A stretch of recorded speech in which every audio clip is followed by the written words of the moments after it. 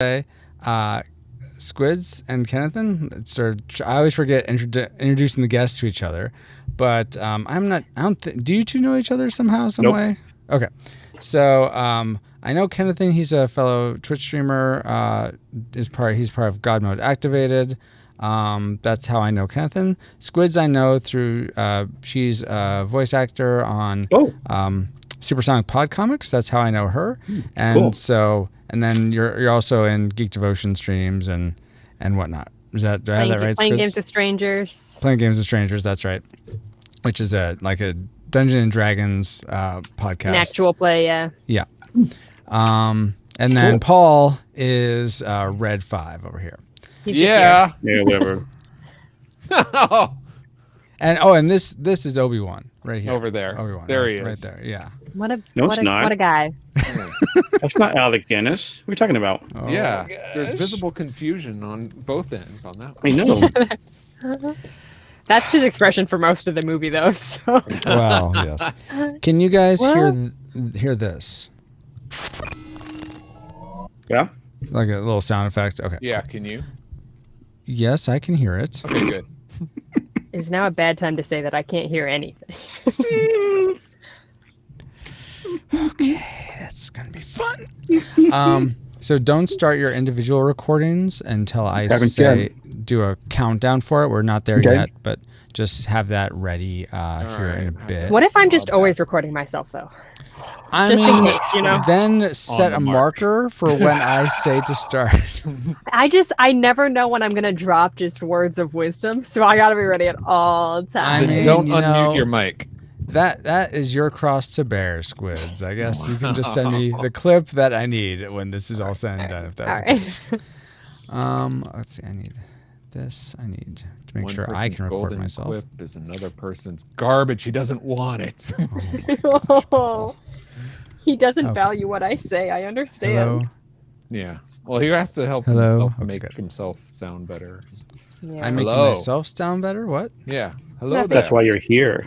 Yeah. This is all about making me look good. I'm glad you guys finally caught on. No. Hello, Stacy. Right. Oh, hey, Stacy. No, do this, Francisco. Do that. Now do this. All right. Are you going through the checklist yet? Yeah, that's what I'm trying to do, Paul. Yes. Dang it! We're supposed to have a spiritual speculation from this. Easy peasy. Oh, well, I have one. Okay. So that's good because mine was a coming to Jesus moment. That's what mine was. Let's see. Do any of you have a time you have to be done by? Like, I can't go past this time tonight.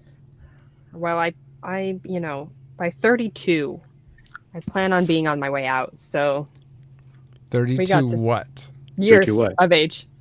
Oh. Which is exactly at midnight, right? So. Oh, okay. It's not. I got time. As far as I know. Good. Were you all able to cull your likes and dislikes down to 1 like in a classic maker, 1 dislike tragic maker? Oh, I had to. Okay, well, I'm confirming that you did that. Some people forget. Some people are I like, still what? have all 400 words that I wrote about this. That's great. Just yelling.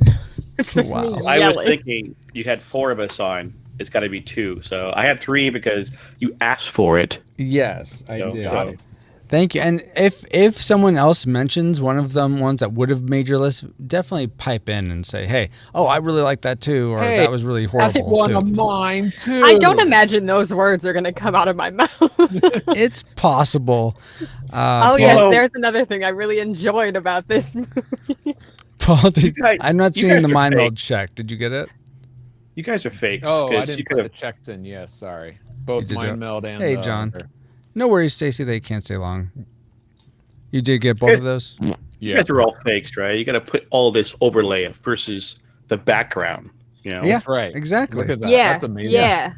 Yeah. It looks like see... the stands of Tatooine back there. You don't want to see this green screen behind me. No, there's no fun there. You'd rather see the visage of Alec Guinness Ewan McGregor impersonating Alec Guinness. Uh-huh. Or my closet. Or that, yeah. Let's see. I did that. I have my water. What is death? Oh, chapstick. I'm like, why did you put death stick here, Paul? I didn't put the extra eyes, but then I was like, he's not going to know what that is. So I have to put in the extra eyes so you know. That's true. They have no idea what we're talking about. Move along. They won't. Move along. Can you talk again, Paul? Hello, this is Paul Powers checking in 1, 2. I'm wondering why Francisco keeps checking me. Well, I'm going to record a quick sample of myself. I don't think I'm picking you guys up, but I'm just going to double check.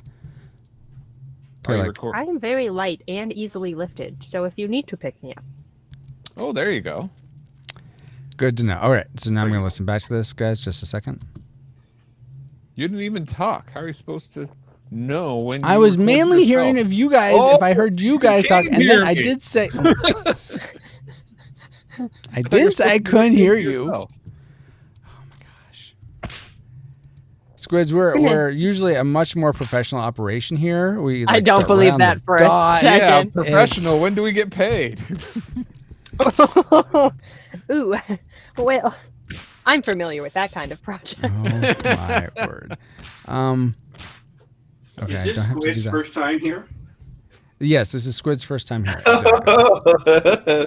Why are you laughing at that, Ken? Well, it's my first. It's not my first time witnessing it, but it will be my first time participating fully. Oh, okay, okay. I'm just thinking these bickering spouses up there, Paul and Retro. I mean, we never bicker.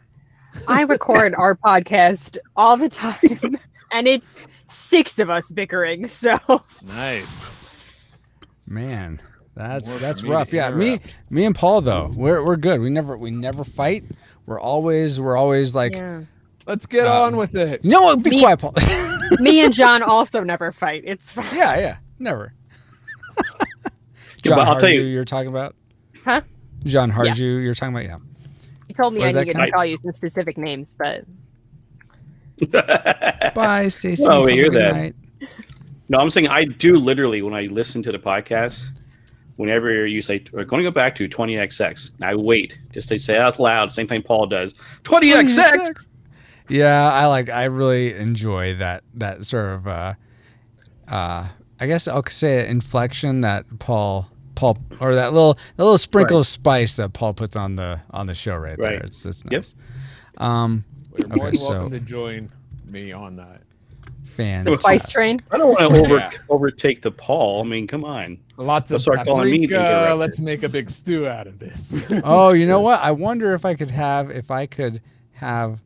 like every episode I add some, if people record themselves saying 20XX, I add it over Paul saying it. Then it's just like a choir. It becomes a choir of 20XX. Oh, that'd be it becomes a cacophony. Exactly. Yeah, I like that.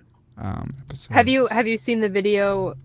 I think it was a Star Wars one where it just like repeats over itself like 6 million times. No, because it will become that. That sounds very probably. It's 20XX. Exactly. Source. Okay. Yeah, at a certain point, you won't recognize anything. Just I'm sure I'll sync it up perfectly, and you'll always be able to know what it is. Wait, right? What do voice actors call it? The wah-wah, or what do they call that? What? There's a. I don't know. That's what your 20XX will become. Yes. I don't know if that private chat works. Hello there. All right, guys. It's what instantly came to mind and relevant because of this movie. Well, let's see the build-up. Well, yeah. So this is them talking over each other? I'm done.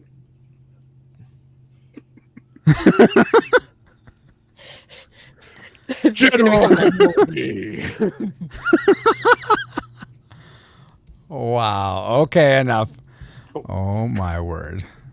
Well, that's if they don't sync it up. If they were sync it up correctly, you wouldn't get that. It'd be the same thing over and over. It'd just be louder. Yeah, exactly. You'd get distortion, but you wouldn't get. Yeah, but if you put everyone saying it over someone else, no one's going to have the exact same inflection. So it's going to sound like that video.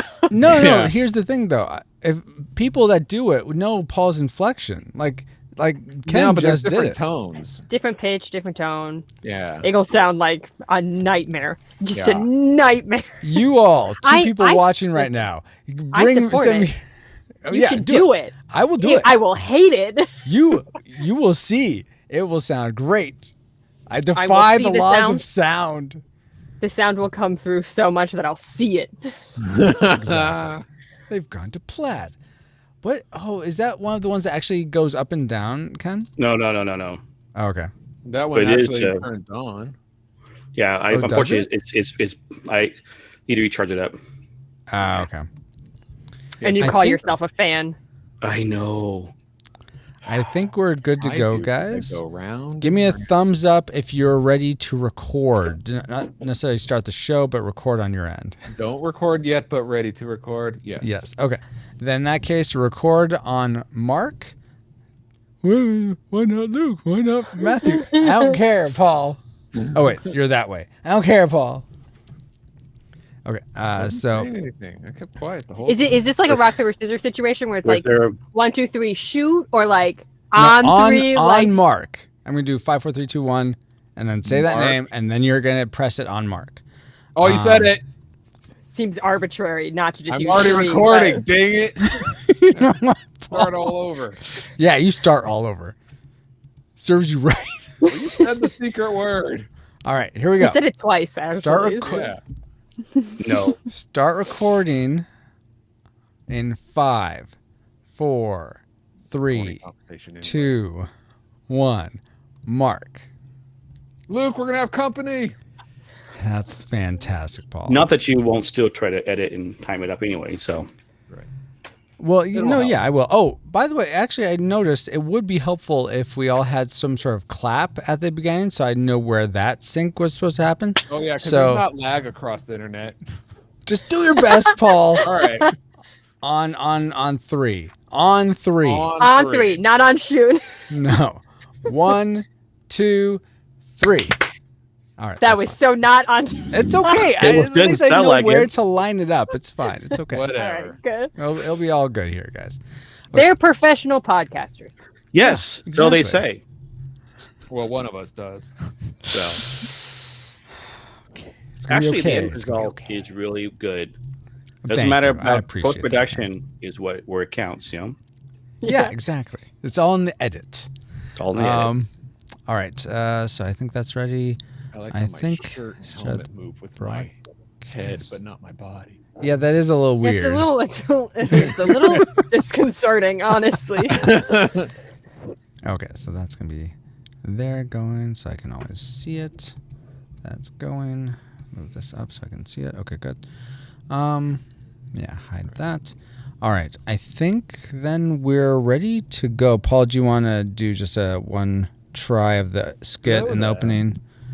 Oh, you don't want to sell me death sticks. Yeah, you're Obi-Wan, so get your Alec Guinness I slash can't McGregor. do Alec Guinness. Come on, yes you or- can. All right, fine. You can I'll do it. I the believe worst in you. impression that you've heard today. Oh, you know what I just realized? I haven't done like really sound checks for any of you guys. Where was it on this?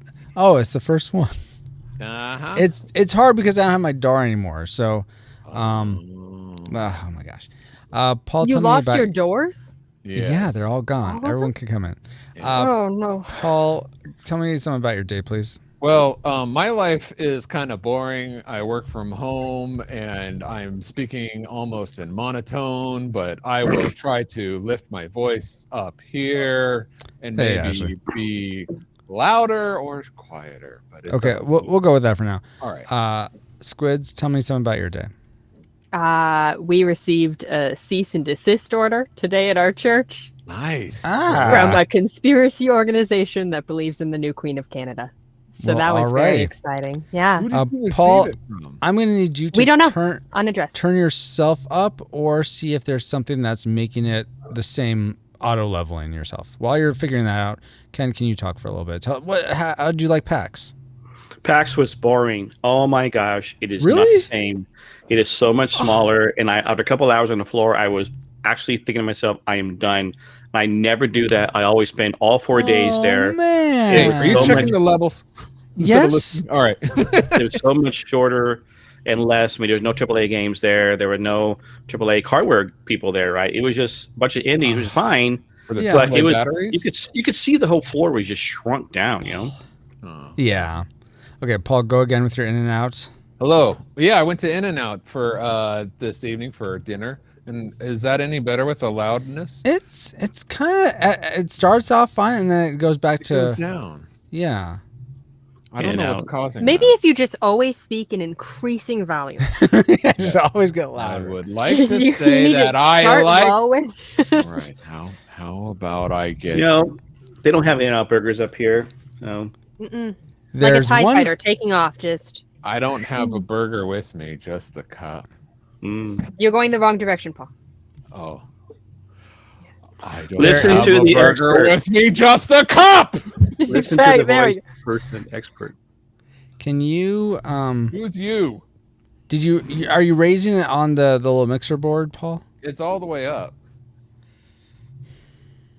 I haven't touched a thing. Well, okay. Just I give it to blame me. it on Restream. You just give me your audio and then we'll go Don't with I that. always? Yes, you do. All right. It'd be a really weird podcast if they didn't have it. Unless you got closer to the microphone, maybe, you know. Yeah, you could try that. Try what I'm- with a marker? What? Have the microphone Oh, closer get to your closer mouth. to the microphone. I mean, usually you have it in the Hello? same place, but Man, I can really it's really vibrating in my ear. Oh, just don't kiss it, though. it's the same. clipping. Just, if you could just put it into your No. mouth while you speak. Just put it where it was, Paul. Just put it where it was. something on the radar, sir. Oh, Some good ASMR. Yeah. What? wow. Is this good? That is I'm- not good. I can ASMR. hear me clipping, so I'm going to turn it Okay. down a bit. No, that's fine. And put it back to where it was. Don't put it right in front of your mouth. Yeah, it is right there. Okay, no, I thought you moved it. Hopefully you're having a good Friday Sorry. as well, Ashley. It's that bad. Okay. I think then, Paul, let's go ahead. Give me a thumbs up, guys, if you're ready to actually start. Start recording? Yeah. Actually starting the show, Paul. Sorry, people. Oh, we didn't? I thought we were done. Can I go? Yeah, I already put in my best joke. It's just going to get worse. No, I have Yeah. the best is yet to come. You know what? Yeah, if this y'all is what want to we have leave to me, do. I'll do this on my own. I'm not. All right. I've got plenty more. The best is yet to Would come. you Anyhow, would you Jones. say that if we all left that it would be really unfair? Because I feel like that will come up a lot in this discussion. I'm like, what are you talking about? Oh, It's not fair. it's like sand. That's what. we're gonna Oh, okay. It's Yeah, so yeah, sorry. unfair. Yeah. All right. Here we go, guys. Obi-Wan, he's holding me back and my voice. Ah! Love to hate this movie. Okay. We'll was see. We'll wicked. see about that, Ashley. Okay. So let's start in 5, 4, 3, 2. You want to buy some death sticks? You don't want to sell me death sticks. I don't want to sell you death sticks. You want to go home and rethink your life. I want to go home and listen to this episode of the Retro Rewind podcast. That's not what I said. Reflux capacitor fluxing. Crew to stations. Scanning for Star Wars Episode 2 Attack of the Clones. Prepare to rewind in 3, 2, 1.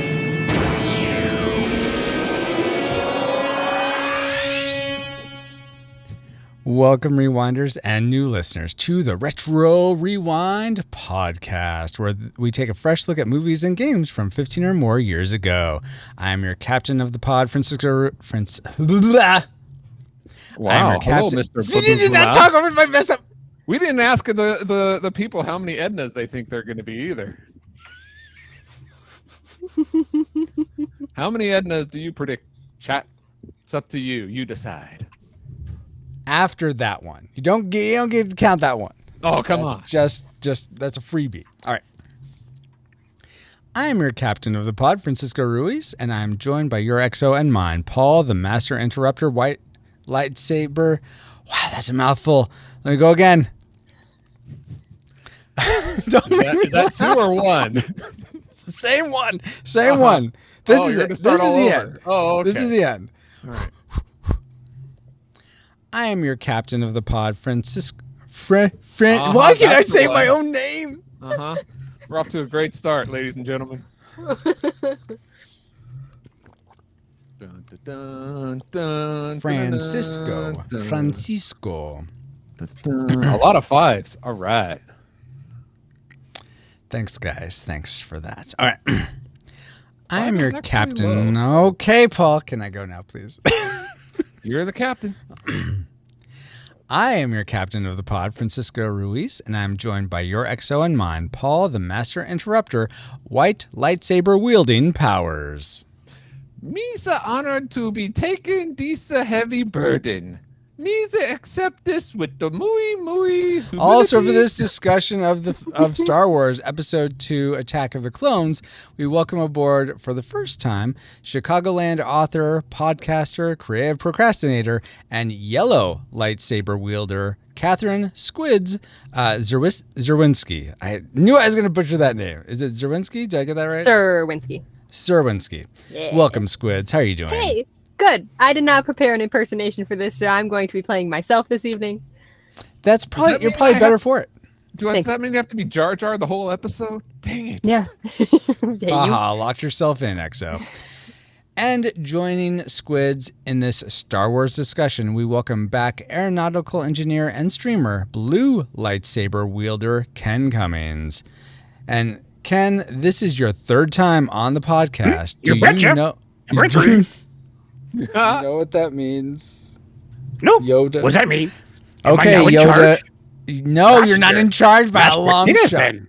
You are now an official crew member, though. Oh, Congrats, yeah! Ken. What department on the ship would you like to serve in? We have the engineering department. I know you're an aeronautical engineer, but do you want to serve somewhere else? What else you got? Lots Nope, of things. You use your own creativity. Even though that one time Colin said the art department, I said no, we can't serve there. Yeah.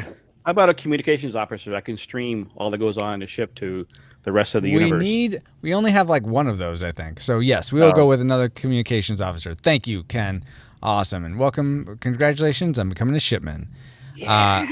Yes. And now that you have a quick flyby of who we are, Paul, can you give us a quick overview of the production specs for Star Wars Episode 2, Attack of the Clones? All right. Django Unchained came out December 25th, 2012. Wait, where's the tie-in with that? Your other ones make sense on other podcasts. This one makes Obi-Wan no- had Django wrapped up, Oh. and then he cut loose, and then he Okay. became Unchained. So it's Django Unchained. I was Okay, there okay. with you, Paul. You know. Wow. How about Attack of the Clones, Paul, from 2002? Oh, the 2002 one. Well, if you're going to be Yes. specific about it, fine. Yeah, I will be. Or you will be. Yes, Star do it. Wars Episode II, Attack of the Clones, was released May 12th in the year 2002. It runs 22 minutes over the 2-hour mark, and people can feel it because it's rated PG and directed by George Lucas. It was also written by George Lucas and Jonathan Hales, with lead stars being Hayden Christensen, Natalie Portman, and Ewan McGregor. The music was composed by John Billiams.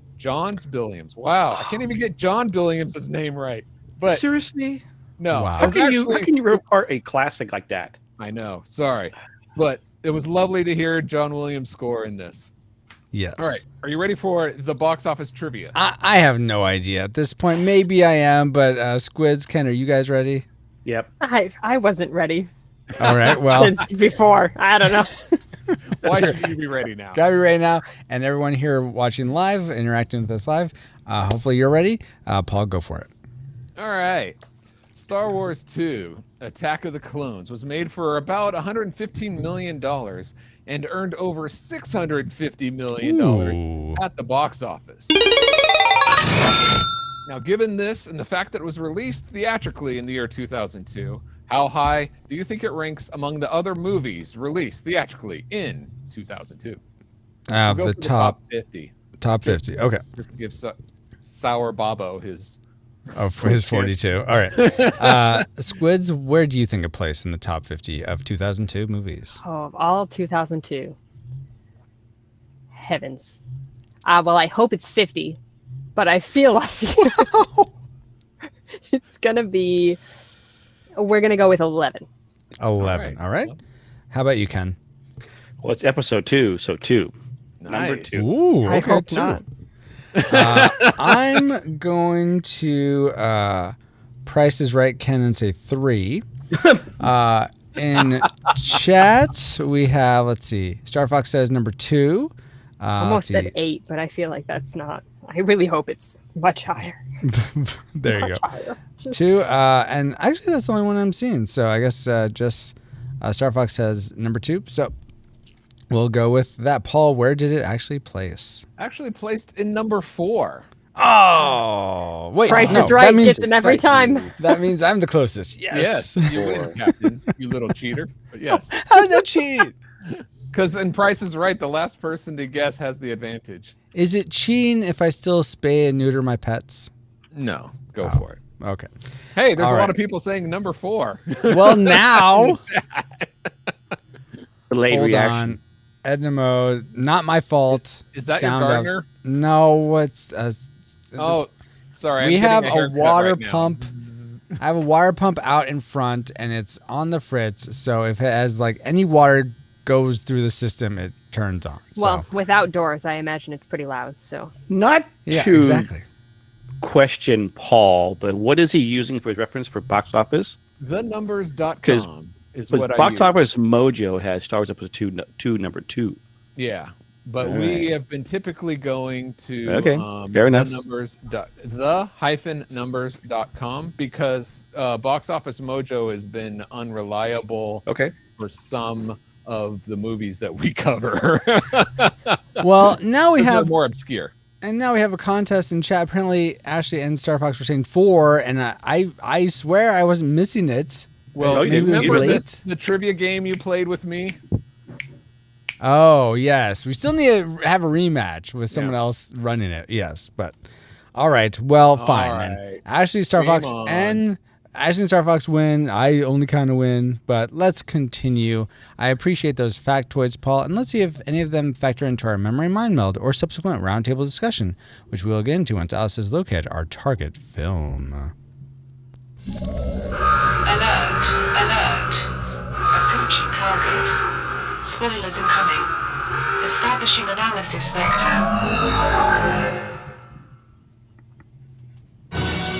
Anakin, don't do anything without first consulting either myself or the Council. He's holding me back.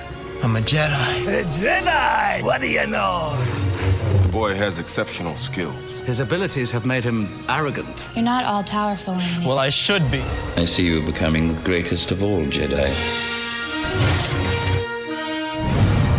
No, Anakin, no! Oh, do you remember the hype back then? And they would make fake trailers, and you were like, "Oh no, that's not the right one." What? That never happened. Yeah. I don't know what we're talking about. Oh my goodness gracious. Well, so hype or no hype, definitely that trailer brings back some memories of Star Wars 2, Star Wars Episode 2. And here is our memory mind meld synopsis of this film. Padme being hunted. Anakin and Obi-Wan are in a car chase, and we find out Ewan McGregor doesn't like driving. Aliens giving Obi-Wan a clone army without checking his ID. Can I have a clone army? They are impressive. Anakin and Padme romance and get married while Obi actually works and fights to Jango Fett on Genghis Khaninosis. Wow. Chancellor Palpatine comes to power and creates a clone army. Padme doesn't need no man to save her. Then Anakin loses hand in saber duel. Padme goes against her better judgment and marries the creep with the cold hands anyway. Well, some of that certainly was correct, but other bits of it were also correct. decepted. But based on those memories, it's totally flawed, completely flawed as they were. What rating did they lead you to predict for this film before rewatching it? Classic, nostalgic, or tragic? Let's start with newest part of the show, Squids. What's your rating, or what was your prediction? Not My your final rating. prediction. Your prediction, yeah. I cheated. I don't know if cheating is allowed, but I cheated. Okay. The captain cheated. Why not you? How It's did true. So I wrote down my prediction on my little notebook, and I put nostalgically tragic because I Oh. thought I'm gonna love this and it's gonna suck, and I was wrong about one of those. Yeah, so how are you going to handle that? How would you categorize that? Or Just leave it as it is? nostalgic. We're just gonna go with nostalgic. Ken, how about you? Classic Star Wars. Classic. Classically nostalgic. Classic. Okay. No, classic. Classically Classic. classic. Oh, all right. Paul, how about you? You know, I haven't watched this since the sequel trilogy, and the sequel trilogy really made me appreciate the prequel trilogy. So I said classic because Okay. So 2 classics. For me, I'm gonna be very blunt. I forgot to put down my rating before I rewatched it, but I'm pretty sure I would have said nostalgic if I gave it some thought. So my retroactive prediction is nostalgic. It'll be interesting to see if those if those predictions pan out. But first, let's get into the things we liked most about Attack of the Clones. Let's spin up our Best 3. but best 2 in this case, since we have 2 awesome guests. And let's start with Squids. What's one thing you liked about Star Wars Episode 2, Attack of the Clones? Yeah, what is one thing I liked about it? Well, Stop tipping your hat, Squids. my number one. No, this thing is that number 2. Number 2. Okay, yeah. number 2 thing. Yeah, save your Boy, best they're for just last. so close, you know? mine are too. The one, wait, I can't say that. The one of the many parts that I liked about this movie. There you go. Yes. Yeah. The line when Anakin jumps out of the speeder and Ewan McGregor, being himself in the movie, said, I hate it when he does that. Yeah. And I went, oh, look, they have history. We don't get to see any of it. Yeah. Because this movie only tells me everything. But boy, look at them riffing with one another, having history. Yeah. I Love like that. as well. Haha, it was fun. Yeah. You know, and that kind of goes into something I liked and enjoyed about this film was Obi-Wan's dialogue, Ewan McGregor. I was drawn to the movie whenever he was on screen. I really enjoyed whenever he is on screen doing stuff, except when he is just saying, Anakin, don't do that. Stuff like on part of that. That was, I didn't care for that. But everything else, like him investigating what's going on with the clones and what's it called? The not Cannonosis, Camino. Oh, Yeah, just that whole thing, that sort of detective story in that part I really enjoyed. And everything, most of his stuff I really loved, especially his line where he's on Camino, and I think he's telling R4, send a signal to the old folks home, which he meant Mace Windu and Yoda's, which, little quibble, how is an AI that requires a whole casing, so this is like old tech, it requires a whole casing just to hold all the modules and probably vacuum tubes. You're talking about R4? Yes, R4. Okay, How is it's a it droid. going to interpret old folks home to mean the Jedi Well, there are temple? certain phrases that you can have it learn, and it It's can. like autocorrect. Yeah, I don't Your think autocorrect it's learns gonna- you. I have Siri call me Jedi Master. That's my nickname. It's a give and take relationship. Yeah. All right, never mind, guys. I guess okay. My quibble's done. Thanks for helping me with that. Oh goodness. But I did like Ewan McGregor as Obi-Wan. He's certainly more lighthearted in this. Yes. In episode 1. Yeah. He's becoming more of his own and older, and he's more relaxed in his role, and he can be his own person and try to be more like Alec Guinness, I guess. Do any of you, and can feel free to speak up if you have since you haven't said anything yet on this. Do any of you feel like there was almost a missed opportunity with Obi-Wan in terms of having they should. shedding? Well, I was about to say should have deep faked Alice Guinness on him. And no, that's not what I'm talking about. This opportunity of seeing him dealing or struggling with Qui-Gon's death from before. I mean, This I was guess 10 years later. Oh, that's a good point. And oh, yeah, we all good point. know that you stop grieving. Yeah, after 10 years. Yeah, that's a Immediately. cutoff. And I- Jedi Yeah. aren't supposed to have attachments, and if you grieve Yeah. over death, that's an attachment. yeah, that's true. Fair. That's you a see fair any point. of them crying at the end of the funeral in episode 1? No, it's because Jedis don't have feelings. At least Much according like to Conan, George. apparently. Yeah. I cry for him. Ken, All right, you're shaking your head, Ken. Tell me something you actually nodded your head at for this movie. Well, that's the thing. It's like, why am I even on this show? Okay, Obi-Wan solo scenes. Every moment we saw him on screen was enthralling and exciting. I'm like, that was the best part of the movie. Was all the Obi-Wan stuff. Mm-hmm. Was that your classic maker? Did I just steal it from you? Yeah, number 2. That's what I'm saying. So why am I in the show? No, it's good that we're on the same page. Okay, Yeah. I mean that's where it's like. I mean, you mentioned about them in scenes together, right? We saw that in the animated Clone Wars. We saw a little more about their relationship, and they're going to make a Anakin TV show, which is kind of cool, right? Oh, to get are they? more I of didn't that. know that. Okay, But cool. you're right. It would be more to see how they've gone from young Padawan up to where they are today. But they couldn't do that. That's another movie somewhere. Well, I you know what? It seems like they could re-explore that in like an animated series, like like Anakin the Padawan years or something. More money, which they always do. Yeah, you know it. But yeah, okay. So I think we're all in agreement. Obi-Wan was definitely a high point of this film. Oh yeah. Was there something else you liked though, Ken, that maybe didn't make your top 2 since that you can add on here? Well, it's also the other acting. Ian McDiarmid is Palpatine. The manipulativeness of the actor's a great guy. Yes. But the way he plays a manipulative guy, like, oh, Anakin, or I don't want to be the Emperor. I mean, I don't want to be in charge. Whatever. Okay, you're the one pulling the strings behind it because you're Darth Sidious. Okay, and of course, Samuel L. Jackson, is always a classic. As Mace Windu. So that's why the characters, some of the actors they played, the characters were really cool. Yeah, absolutely.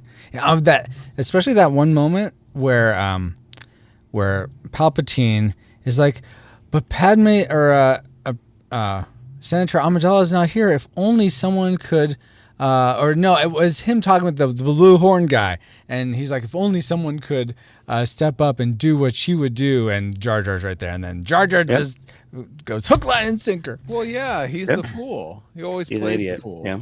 He's the Sith Lord in Cahoots. Oh, he's the Sith Lord. He has yellow eyes, so it does line up. Oh my gosh.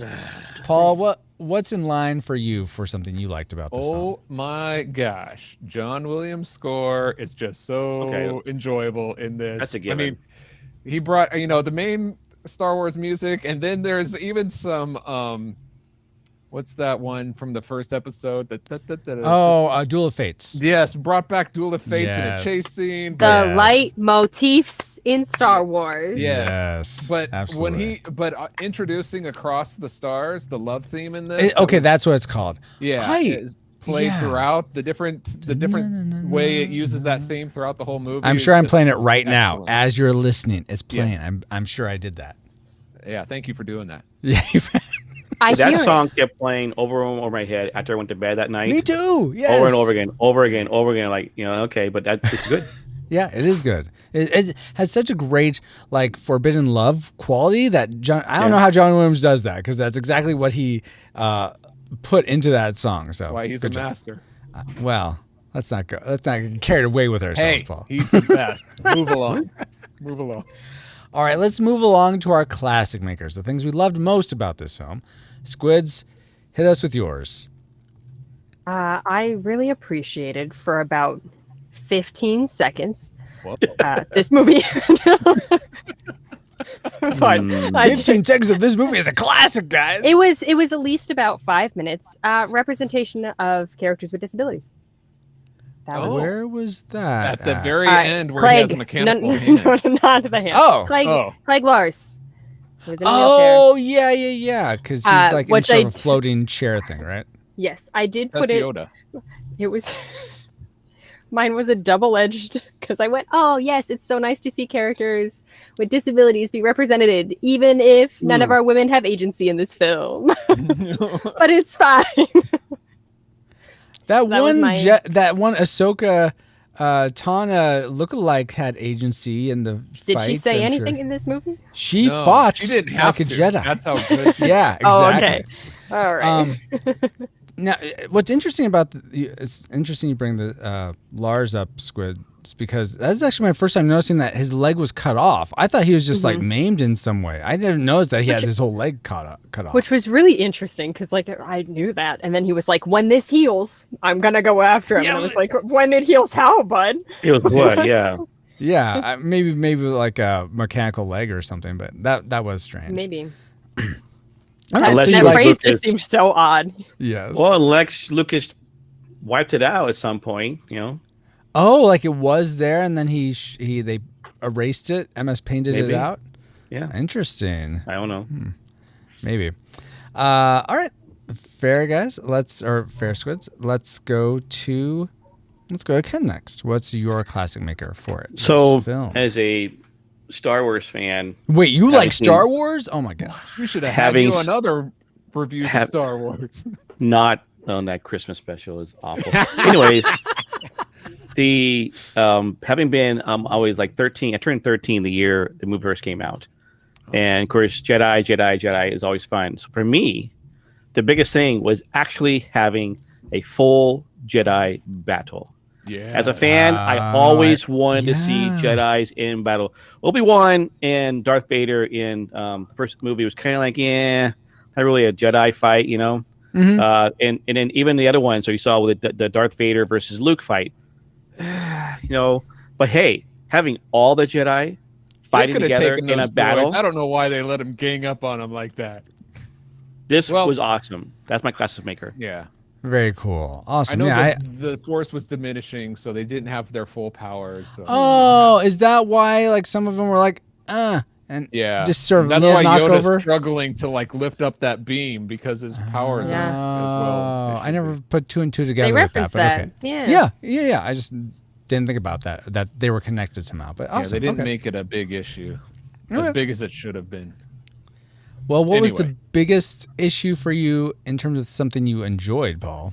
I really like the Yoda lightsaber duel at the end. I know it doesn't make sense that he goes from a hobbling old creature to this like gymnastic like 5-year-old and then goes back to an 800 hobbling creature at the end of that. But it's fun to watch. It really gets me excited. Like, What about it's fun to watch?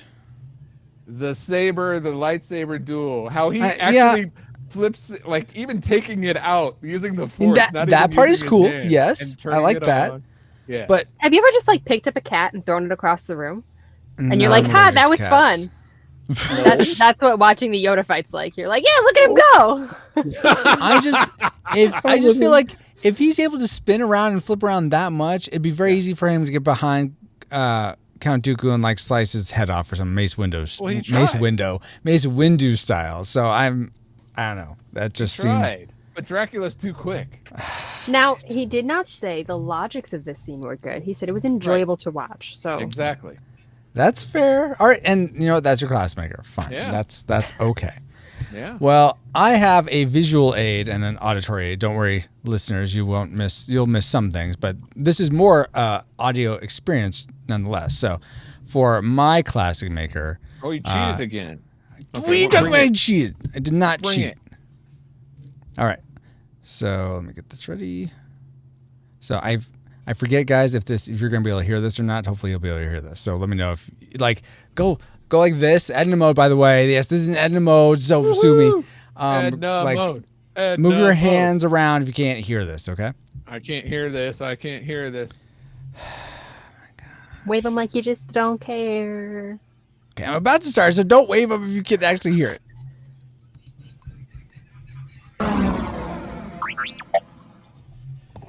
No, that's the wrong one. That wasn't in this movie. Hold on. I don't recall hearing Darth Vader. Yeah, okay, yeah, got it. Hold on. Give me a second, guys. All right, talk amongst ourselves. Yes. Now we're Squid. Squid. No, don't talk. We're No. echoing. I know. I know you're echoing. Just So so does you the don't echo want to bother hear. you? Oh, okay. Is that why? Yes, everyone perfectly silent, like All right. like space. That's We're in space. boring.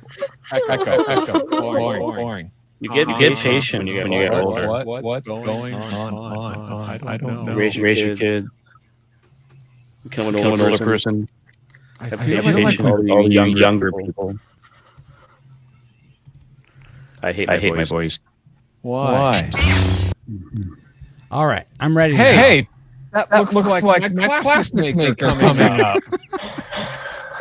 All right, here we go for realsies this time, guys.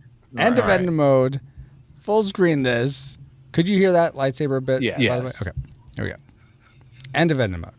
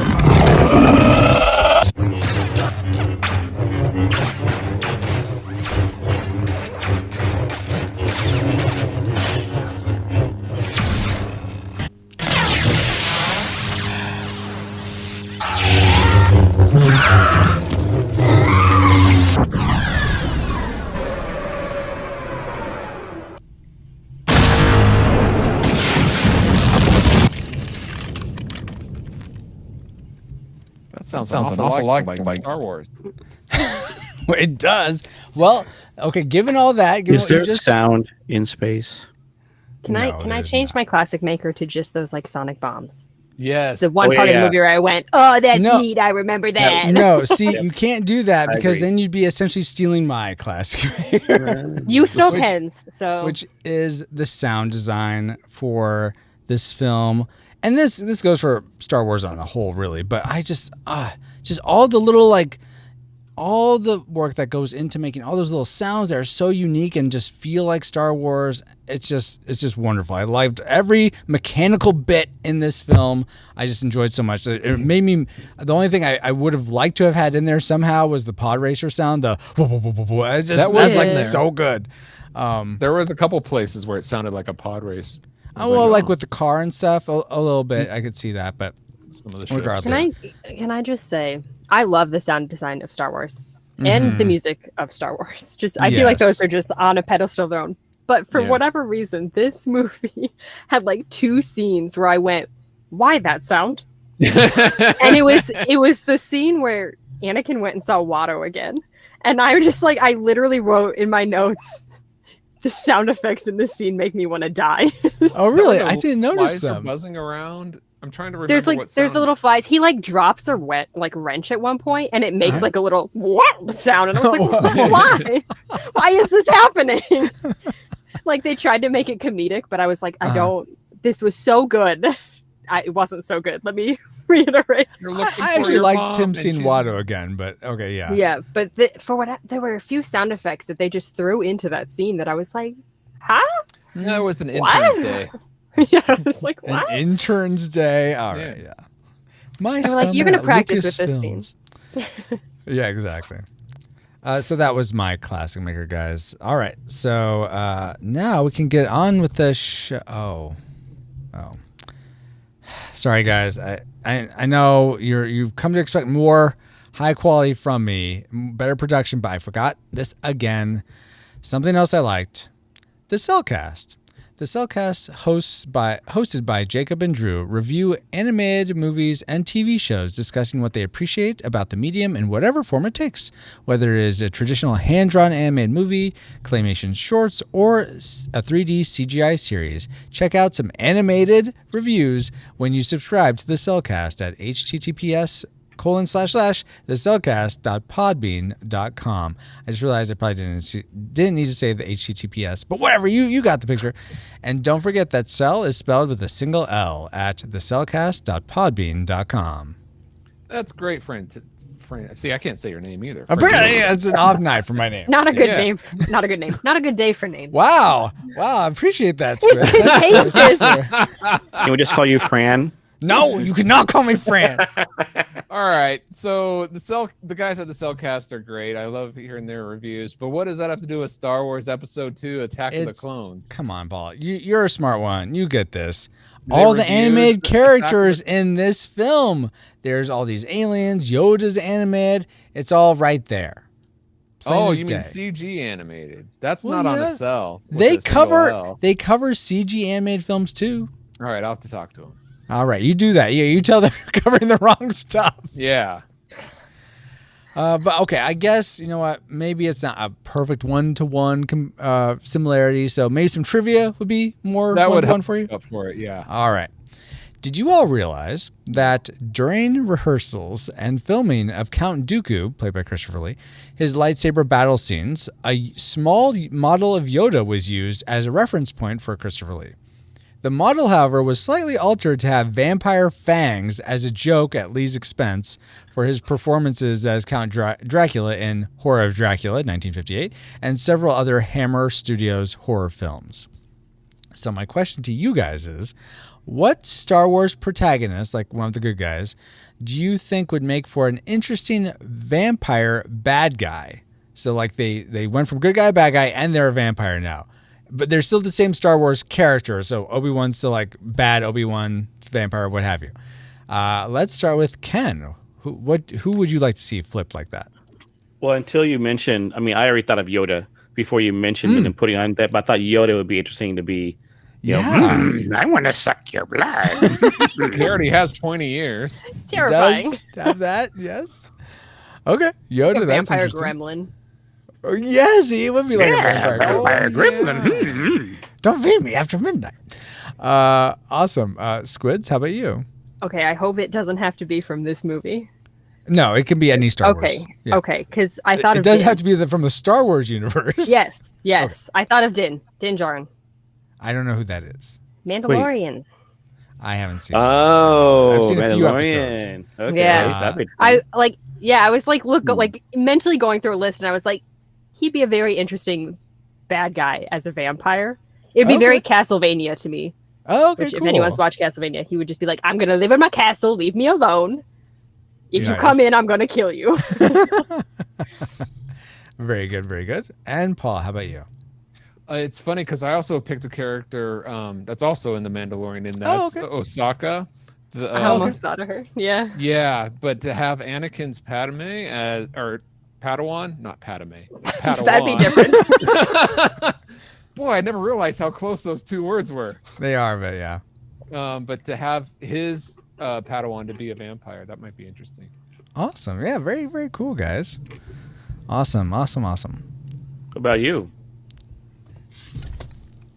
Wait, no? Sorry. Well, no, you're my fine, bad. Ken. No, don't. No, Okay, you're fine. if you didn't ask, I was going to, so. That's sort of the joke, kind of. I'm trying to get Paul to say, great trivia, Francisco, but no. Oh, sorry. That's the joke. I blew the script. He waits. It's like a resurrection of the old new tubes where I'd say, what's new on your tube? And then Paul wouldn't ask me, even though he was supposed to ask so what's me. new on my tube is last night I saw the Shang-Chi 10 Lord of the Rings guy. See, this is That's why you need great. other guests on the show, because we're all going to be nice and ask. Except now I don't want to be asked. Now, Well, so you've that's already the- been the asked. start- Ken already asked. me. I've listened to your podcast enough to I should realize these things. No, see, Ken, you should play it off as I know these things, and that's why I'm doing this to you, Francisco. I'm not Paul. That's fair. You're not Paul, and I'm glad for it. I'm glad you're Ken. I'm glad you're Squids. I'm glad you're Paul, and I'm glad. I almost you're- had to play Paul this evening, but Yes, he showed that's up, so. true. Yes, but everything It's a went long fine. story you don't want to Paul hear. got to be Paul. Yes, I'm thankful for you too, Ewan. Okay, for me, the person that I think would be fun to be a vampire, that's a good guy turned bad guy, is C-3PO. I think that'd be pretty comical. Well, that would be. Especially if he tells puns. Like, what a drag. Yes, exactly. Very punny vampire. And don't ask me how a robot's a vampire. It's just go with it, people. Yeah. But Great trivia, Francisco. I like thank your you, Paul. answer. And Thank speaking of answers, I have the answer to our previous audience question, which again was, what is the best Arnold Schwarzenegger movie, in your opinion? Kindergarten Cop is an excellent one. Oh, that's a good one. Yeah. Yeah. Ken answered The Terminator, among others he mentioned. Terminator. Yeah. What's So, the one with the dad? Jingle all the way. Yeah. Oh, okay. Yeah. Yeah. I think he's a was dad. thinking He's a True dad in Lies. Commando too. But Yeah. I'm glad that you knew where I was at. the dad of Anakin, of course. Yeah. But here's this episode question, which is if you could be any Star Wars character for Halloween that you haven't been before, if you already have, which would it be? Ooh. Awesome, Paul. Send your answers to trivia at retrorewindpodcast.com by the time we record our next episode, which gives you usually a week and a couple days, though during Sci-Frights, you have a little bit more time than that. But now that we have all had some trivial fun, let's find out what memories you, our awesome rewinders, had about Star Wars Episode 2, Attack of the Clones. Drew Dodgen says, I hate sand. It's coarse and rough and gets everywhere. Steve Hamilton says Camino was and still is one of the coolest places in the Star Wars universe. It's like a Minecraft type of world you can get lost in. They literally had whole clone armies inside on a planet made up of water. Don't overlook the fact that they did it in secret for decades and cloned the best bounty hunter ever. Was he really the best ever? Because he got beheaded pretty easily, but Yeah, he died pretty fast. and then his son got digested over 1,000 years. So He survived. Spoilers! I don't know these Forever? things. Well, dude, He you've never had, If you don't died. watch freaking Mandalorian, I can't help you. Okay, sorry. you've had time. Next, You had next you're gonna time. tell me. Next, you're gonna tell me that Cat picks up Thor's hammer in Endgame or something. Jeez, You still haven't seen that happen. I still haven't seen it. Anyway, Haven't moving on. seen In-Game yet. I've seen it twice now. Good I got a Lord, lot to say Ken. about Marvel movies too. Stanley Wright says so Stan many Lee. thoughts. Yeah, Oh my gosh. he wrote in. Wow, that's amazing. It So, is. so many thoughts. The battle that started in the stadium, ahead of the bounty hunter, the desert battle. Wow. Patrick Edwards says almost completely unwatchable, save for a few end battles. Ring, ring, ring, ring. Oh my gosh. Just because we talk about Colin, who is this? Yes, hey guys, how you Brian. going? Hi, Brian. Yeah, What do you I'm want getting now? tired of not calling you. It's been a while, so I'm making up for lost You time. called last time, Brian. Yes. I want to know about this Star War. Yeah. No, it's Star Wars. There's lots of them. Oh, what? This is an X-Men. I thought you were talking about X-Men Go to Space. No, that's What? something completely different. I don't know what's going on, but this is going off the rails. Well, then why don't you go, Brian? You're the one who called us. All right, bye. What was that about? You know, I always thought there was actually someone calling in, and I didn't know it was Paul all this time. The magic has been illusion. ruined. I know the illusion's been busted. Where were you going with that, It's really- Francisco? It's really rough when you see behind the curtain, I gotta say. I know it's rough. I wasn't going anywhere. Just one of you. Someone said they called in, so I thought it'd be fun to riff off that. Okay, that was awkward. I wasn't ready. Sorry. Why don't you tell him what Kevin Joshua Burnham says? Fine, I'll do that. While in my opinion, it's one of the worst Star Wars movies, it is the first Star Wars my brother Daniel and I watched in the theater. Mom made a deal with us, something I can't remember what, and gave us an option: take us to a sit-down restaurant, go to the beach, or go see Star Wars. We didn't give it a moment's notice, and since at that time I was nicknamed Skywalker because of my love of Star Wars, we made sure we wouldn't go do anything to screw that up. While we absolutely hated the exceedingly boring love story, we loved the lightsaber battle with Yoda. The whole freaking theater all screamed with excitement and applauded. In fact, I think it was the first I had ever heard an audience applaud at a movie. It did have some cool moments, but if there is one thing I can say as a fact, George Lucas cannot make a romantic movie. Sorry, man. Now time to go wash off this coarse sand in my shoes. Whoever that was, I like them. Yeah. Kevin Joshua Burnham, the Diaper Man. That's who that was. Yeah. Dustin Warford says, worst love story ever. Wow, guys. Wow. Jawari says, it's been 20 years. Dang, I'm old. Wardell White says, finally saw it on Spike TV when that was a thing. Oh, Every wow. Saturday for a good while, Spike would showcase either Star Wars, Indiana Jones, or the first two Nolan Batman movies. Really? When they finally got to Attack of the Clones, it was the first time I had seen it or the later movie. Oh, wow. I was digging the Clone Wars on Cartoon Network. If we could do without that Jar Jar Binks, I think the prequels would have been a little more watchable, including this film. Oh, all right. Fair. Cater Tot 5 says, Natalie Portman's abs. All right. That's what she remembers. Apparently. Nathan James Norman says the purple lightsaber. Indeed, which apparently I was reading trivia that George Lucas had said, no, there's only blue and red light or blue and green lightsabers for the Jedi. But Samuel L. Jackson was like, I want mine purple. And so I guess George decided, yeah, we'll go ahead and do purple. So now we have a plethora of colors. Michael Fraley says, Anakin, they're animals, and I slaughter them like animals. I hate them. Padme. Okay, I dig a guy who's into massacres. Almost, yeah. Well, David Garner says, I think it's a decent bridge from Little Annie to Darth Vader. Also, Christopher Lee as Count Dooku, awesome. LJ Lowry says, I remember standing in line at 9 a.m. in the morning it came out with my family. The prequels get so much hate. This one is underappreciated. All right. Ashley Bitter, sorry, Ashley. Wow. Ashley Crowenbitter says, all of the glorious memes that came from this wooden performance of Hayden Christensen. A bad movie made a little more interesting through his acting. It was one of the first movies I saw on my own as a young teenager. I'll always remember my initial excitement and later disappointment. Wah, wah. Dave Bobke, that's our Baba, says, I believe the guy who wrote the screenplay also wrote an episode or two of the Young Indiana Jones thing you made me watch. Indeed. We'll get more on that later. And Jeff Weber says, they're all bad, but this is probably the worst of the three, despite the benefit of a greatly reduced Jar Jar presence.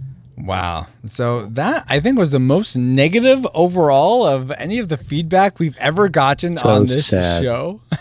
No, it's all over the map, but yeah, a lot of bad stuff. Yes. You know, when you get to my age, you respect and enjoy the fact that someone took the time to actually make episodes 1, 2, and 3, because I thought they would never happen. And when it came out, I'm like, yes, it happened. Guess what? Enjoy it. Yeah. Enjoy it. Yeah, and we can do that. I tried. Yeah. They make I was it gonna real say, hard. Not many people can, or not everyone can, I should say. Well, that's why I'm so appreciative that we have someone, people across the spectrum here of Star Wars fandom to discuss this film.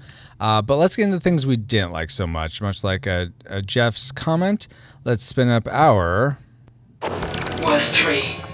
or worst 2 things in this case. Let's go with Paul first. What's something you didn't like or didn't appreciate about this film?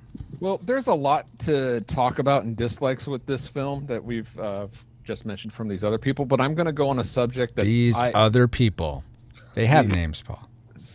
Yeah, we just read a whole list of them. I thought you meant Squids and Ken. No, I mean a lot of people. But I'm going to talk about something. My apologies. Continue. All right, go ahead and apologize. Go ahead. Exo, I am very sorry for interrupting you, much like you interrupt me. Yeah. But I am sorry because that is not my role here. And that's not typically how apologies should start. Well, anytime it has a butt in it, it replaces the first. I'm one very with the last sorry one, that so. you feel that way. Yes. More apologies are going to come in a minute here. Okay. Paul, go ahead. What's something you didn't like about episode 2? All right. As I was saying before, I was classically interrupted. I'm going to talk about something that's hardly ever talked about, and that is the whole idea that this is a film and they're in the process of making film. The director and the cameraman use different camera moves in order to tell a story. Some of those camera moves make it more compelling, but what happens here, and at least one of this really bothers me. It's what I call the mouse in the cat's mouth routine. You ever watch those old Tom and Jerry's where Jerry's inside the mouth of Tom and he's about to take a bite and he takes forever and then he has enough time to get out? You're like, why do that? It's like there's. I mean, I hate Tom and Jerry. It's coarse and it gets everywhere. Yeah, that's not even the line. It's I don't like sand. It's not I hate sand. All right. If you're gonna misquote it right. Fair Anyway, enough. but okay, so in the factory, they're surrounded by all these droids. Yes. About to open fire, Mhm. and on our three heroes, about to kill them, and then the Jedi are casually walking up and debating, and it's kind of like, do you know the part I'm talking about? No. This is on Geonosis, right? Yes. Okay. Okay. So after, and this is not even worth going into all this for, it's ridiculous. So after, when they're tied up to the poles and then the animals come after them. Okay. Yes. And then they escape all that, right? Yeah. Mhm. Okay. Okay. This is before the Jedi come. All Got the it. droids are starting to surround them, Mhm. and they're about to fire. Mhm. And then here comes Mace Windu casually walking up. The droids aren't firing. And here comes some other Jedi walking around. The droids aren't firing. They're just taking their sweet time, and they're not firing. It's like, come on. Well, What's that's going because they on? have to be commanded to because they're droids. Right. I thought that was They haven't turned on issue. yet. Yeah. Count Dooku hasn't given the I'm signal. sorry. yet. Those Doo-doo. three were there to die. That's the whole point. Well, he had his hand up. Remember, he was telling the No, Trade that's Federation later. guy, "Don't That's worry, later. don't worry." No. And it's like, "Oh, they're supposed to die, right?" He's like, "Wait a minute, they'll get there."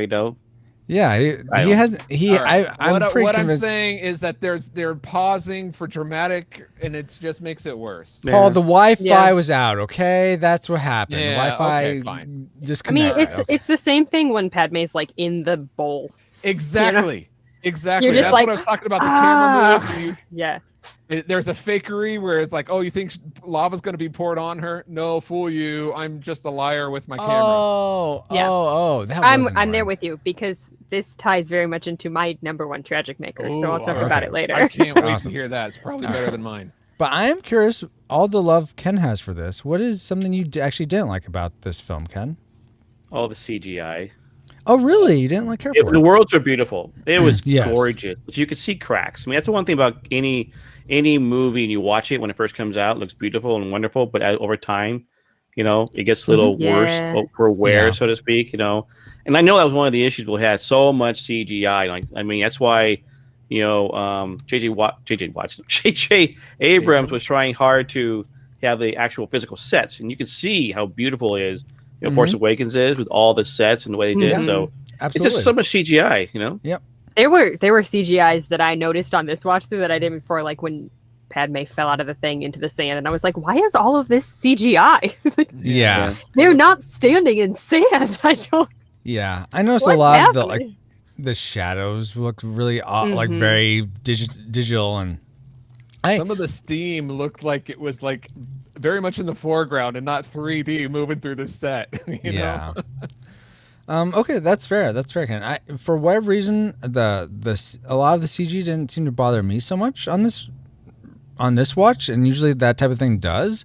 I didn't look real, so maybe I just chalked it up to, this is the cartoon portion of Star Wars, and that's okay. But I don't think I was expecting it to look real. It was definitely just those weird CGI movements. Not like the obvious half these people are fake, but Yeah. it was like they're standing on something that could have been real. Mm-hmm. Do you, for sort of comparison, is there a movie that has a lot of CG now that you think does it really well that it's hard to tell? Pixar. Well, I mean, Force Awakens is a good example. A good combination. It has CGI, but it has also practical sets. I think that's what makes it work well. I mean, over time, maybe we'll see the cracks in it.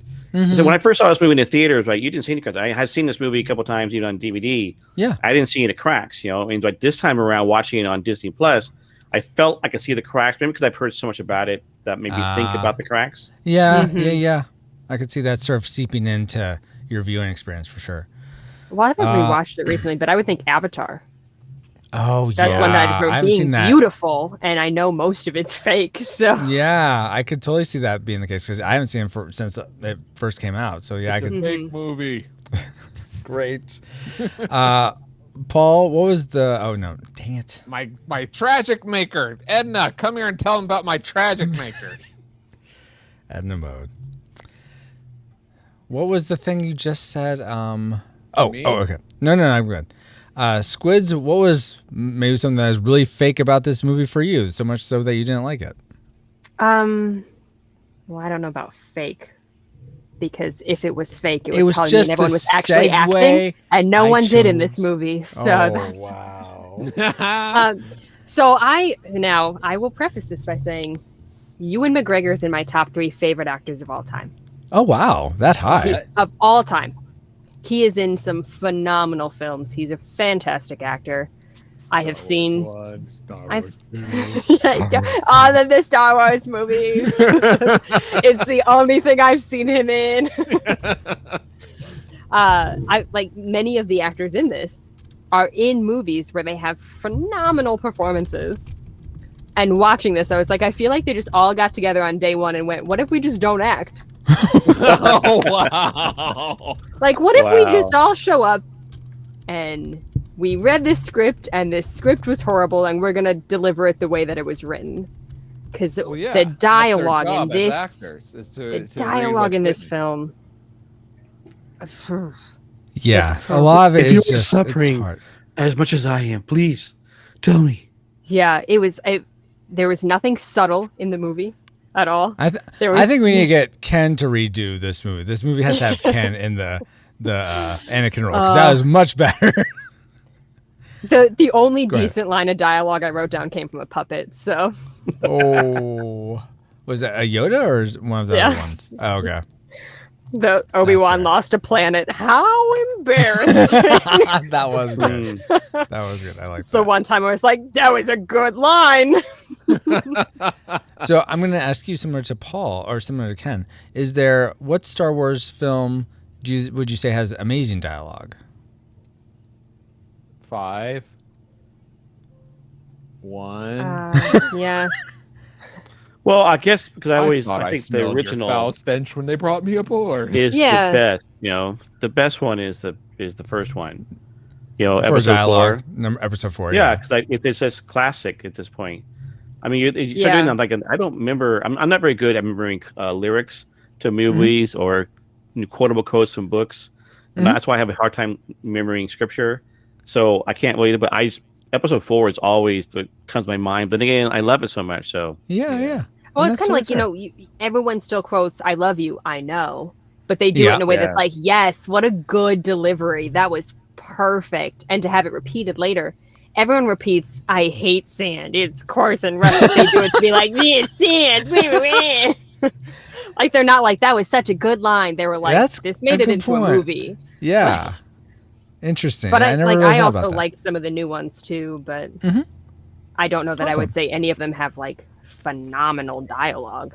Okay. That's totally fair. Then that leaves, let's see, me with something I didn't like, believe it or not. I know, it's completely surprised I didn't like something about this movie. I really disliked it, and you guys have made mention of it. Anakin and Padme's romance it seems to go from like 0 romance to 100 to 0 to 5 to 100. It just like goes all over the place in terms of, I mean, he's like way stalker level attraction of her, like at 100 the whole time, but she seems to vacillate so much. Like really into him, then not, then you make me uncomfortable. Then, let me kiss you. Oh, we shouldn't have done that. Just make up your mind, please. No. Not we shouldn't have done that. I shouldn't have done that. Oh, see, it's a very important distinction. Remember, excuse me. I only say that's important because it's her taking the blame for him kissing her, which I think is... Well, she let him. Yeah. Is what she was apologizing for, is the way I took it. From the moment I met you, all those years ago, days gone by where I haven't thought of you. You can tell that a man wrote this film, is all I'm saying. Yeah. Oh, Like, okay. Men can write romance. I mean, look at the Terminator. Sure they can. George Lucas can.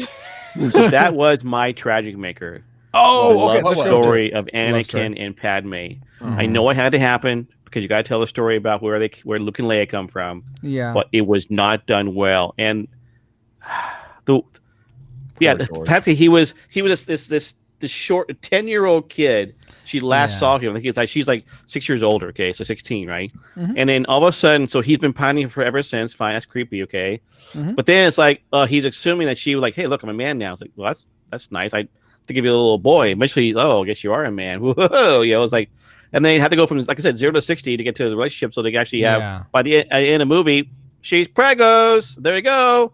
Well, Guess what? Is she at the end of this movie? No.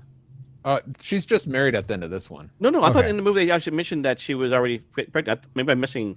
Sorry. She might start off the next one. It's either that way. right at the end or like beginning of the first one or the I next didn't one. see a bump. Okay, or maybe I didn't hear. I did watch episode 3 right Aha! after this because That's where you messed It's up. definitely like But- because she has no agency in the third movie. So yeah, but that my recommendation was the love story. It was like just terrible. I mean, I know they had to happen, know they had to show it, but it was like it's like, oh my gosh, you could have done a better job with this. I mean, it could have been a Romeo and Juliet better. I don't know. Shakespeare definitely did it better. Okay, so never mind. Yeah. Oh, go ahead, Squiz. Oh, I was like, I could see it going 2 different ways, and I would have been fine if it did either of them. But it tried to do both of them, which is to say that it would have been just as good if they did full romance for both of them, or if they had showed him as the power-hungry person he was going to be, and really push that abusive level of it, where she is pushed into this. But instead, they do like an in-between where it's like, oh, I love you. Now you're angry at me. Oh, I love you. Like, and it's wishy-washy and lukewarm like Yeah. everything else. So Yeah. I mean, sorry, Anakin warm. Haven't you felt that way about somebody? No. Not that I hate you, but it's like I'm really into you and now I'm not, and like, oh, that's weird. Oh, and I forgot about your murdering spree because I'm really into you right now. Yeah, all those Yeah, but it's murders not- that I've been attracted to. But Well, to feel like it's- that, they would have to justify the romance more, and they don't It's- show her feeling that. Right. Yeah. Yeah. I would have. So yeah, going to what this is, I guess Francisco's Fabulous fan fiction is fabulous. No, but there's where your subtlety is. Someone was saying that there's no subtlety. That's where the subtlety is. Yeah, yeah. Oh, I missed. It was so subtle. I missed it. Yeah. I was gonna say, going to Go what ahead, Squid fabulous just person said, with your fan fiction. I think if they had where Anakin had almost in a way forgotten about Padme and played it as like he now is, oh yeah, I do remember you a bit, and then Have her into him. yeah, have her instead? into him because he saves her from the worms and stuff. I think that would have been a bit more natural. Or again, what you said, Squid, if he somehow coerced her, like he was gonna like do something to Naboo or one of her friends. If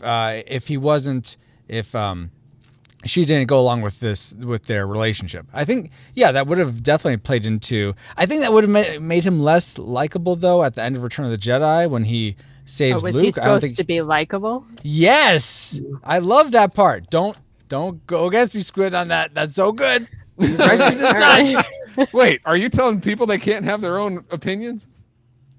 You can have your own opinion. I Much like Anakin could have told Padme, and All right, let's get to.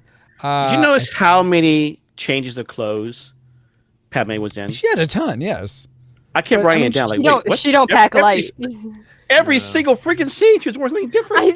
It's funny because they're like, you need to travel as refugees, and she's like, and I brought all 16 of my outfits. Yeah. And Anakin, So is Royal same- Majesty's No, max luggage. I'm in hiding so that people can't kill me no matter where I go. If I change my clothes, they'll never find me. Oh my gosh. Sorry. I think that leaves our tragic makers, the things we had most, though. Let's see. Ken, you just said the romance. So let's Romance. continue on with that. Squids. And someone mentioned in chat, I've been saying squids this whole time. I thought it was squids. Is it squid? Let's clear that up right now. It is Squid. But my name on Twitch is Squids Muses. Maybe that's So the why I'm Squids confused. is at the beginning of it. But Okay. it's just because I can't put an apostrophe in. Then Twitch username. my apologies for using the wrong name this whole time. I'm sorry. Squid. Abuse it. What is your tragic maker for Attack of the Clones? Yes. Well, it took me. Okay, so I had to watch this movie twice, which maybe is why I'm so upset. I watched Which it is to twice, say- too. but ones with commentary. But go Ooh. for it. That would be maybe more enjoyable. I don't know if it would be. That's the way to do it. My problem is that I fall asleep when I watch movies. Mm. And I do this. I fell asleep in a movie theater once. So it's I've done that too. just without fail. So I got about halfway through it the first time. And then I was just like, oh, I'll start over. It's fine. And after watching half of it, I was like, why is this movie making me so angry? Yeah. It's like, what is it about this movie that I'm so upset about? And I realized that about 2 weeks ago, I just watched Treasure Planet. Oh. Now, Treasure Can't Planet remember if I've ever seen that one. or Disney not. one, right? I Yes, have. the Disney I one. want to see. Disney It's one of animated one? those that is Yeah. great. If you were ever to have a podcast and you go back and watch movies again to see if they're worth me watching, that would be a Sign great me one. up for that one.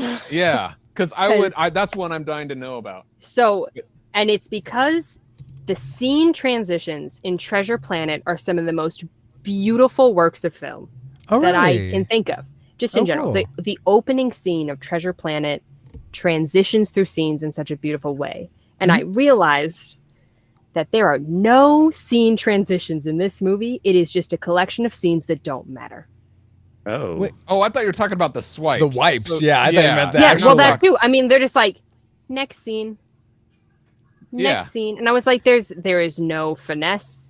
There is there's no cinematography in this movie. There's no like film. They just put a bunch of scenes back to back to back. And I might so give you many that. of them, Yeah. I think so many of them don't matter. There are so many scenes that I picked out while I was watching that went, this does not bring us new information. It does not further the plot, and it's not entertaining. So you can't even justify it being there for the fact that it's fun to watch. Yeah. But most of the ones that are fun to watch bring no new information and don't further the plot. So you get good sound effects and you get sound design and you get pretty images, but you're not getting a movie. And I think that's what I dislike about this so much. That sounds familiar. Yeah, you know what? You should I'm appreciate very that. curious, Squid. What is your take on Monty Python and the Holy we don't need Grail? to I go was into a thinking whole the nother- same thing just now about the whole collection of scenes together. Would I you want to mention it. agree that that's I wanna not push it really a movie and should be classified as a tragic Sorry, folks, who are film? listening to this. I This is not have- the Star Classic. Wars. It's a classic. And it's a Full of movie. confession. Don't listen to these guys. Go with I your have gut only here. seen about 5 minutes of Monty Python, Oh, and I yeah, don't that's want to probably go all back. you need to so see. That's probably all you need to see All right. to know that it's a That's true. tragic. I appreciate their shorter skits a lot more. Yeah. Oh, totally. Yeah. Yeah. But And- I was but- about to say, Squid, that actually goes into my tragic maker in that Oh, you finally don't like Monty Python and the Holy Grail. I'm glad to hear, Paul. I thought we're talking about Star Wars Are episode we? 2. Mr. I love Monty Python so much. I want to talk about it whenever I can. I do not at all. Is Dry that it this up. movie's really long, and it's Mhm. just I think it's too long. And if they had cut down what the Squid was talking about, I think it would have helped it be much tighter and much more enjoyable. Mhm. But some of the pacing, for example, Obi-Wan is calling help. I'm on this planet. I need help. And Padme and what's his name? Dang, I can't even remember Anakin? Anakin's name. All right. They're like, hey, we're gonna go rescue him. Meanwhile, because the other Jedi won't get here. Cut to the other Jedi. Hey, let's go into this boring Senate meeting and where Jar Jar is speaking. And after all that of the Chancellor is in power, then Mace Windu's gonna see if he can round up a few Jedi to help Obi-Wan out. I mean, they got a momentum, and then it's almost purposely putting in blocks to stop it. Almost. The entire factory scene. Hey, so you all who are like, oh, this movie's too long. Oh, this stuff could be cut out. Slow. Can I tell you how you can mitigate this? What you could do to help with this? Not You watch watch it. that double You X sort of speed. not quite. No, you kind of touched on the Squids. You go in and out of sleep while you're watching it, and Oh. because I don't remember a lot of what you guys are saying right now. Oh my god. I Like- don't know if your review No. should count. Here, 'Cause I you have to actually remember- watch the movie before Yes, we I review watched it. the- It's a requirement so for this podcast. I remember there being a lot more Senate scenes, but I don't remember seeing them. I'm like, where did these Senate scenes go? But I did actually like. I was really Lock like them out. falling asleep at the very end during the whole Jedi battle thing. Are And there that kind of other leads me things into missing my. in your life? Are you blacking out? Like, how did I get in Ooh. this vehicle? And what? No, I'm not a Cylon. Okay. No, the thing is that it sort of leads into my tragedy maker, which is I just did not really care about anyone in this, and I wanted to. I didn't care about Anakin or Padme. I didn't care about any of the Jedi Council. I cared about Obi-Wan mostly, but even him, I'm like, I just didn't. I didn't really care about what happened to these characters, and I wonder if that's a byproduct of so many of the core characters in here are surviving on. There's no stakes to any of them. Obi-Wan lives. Anakin lives.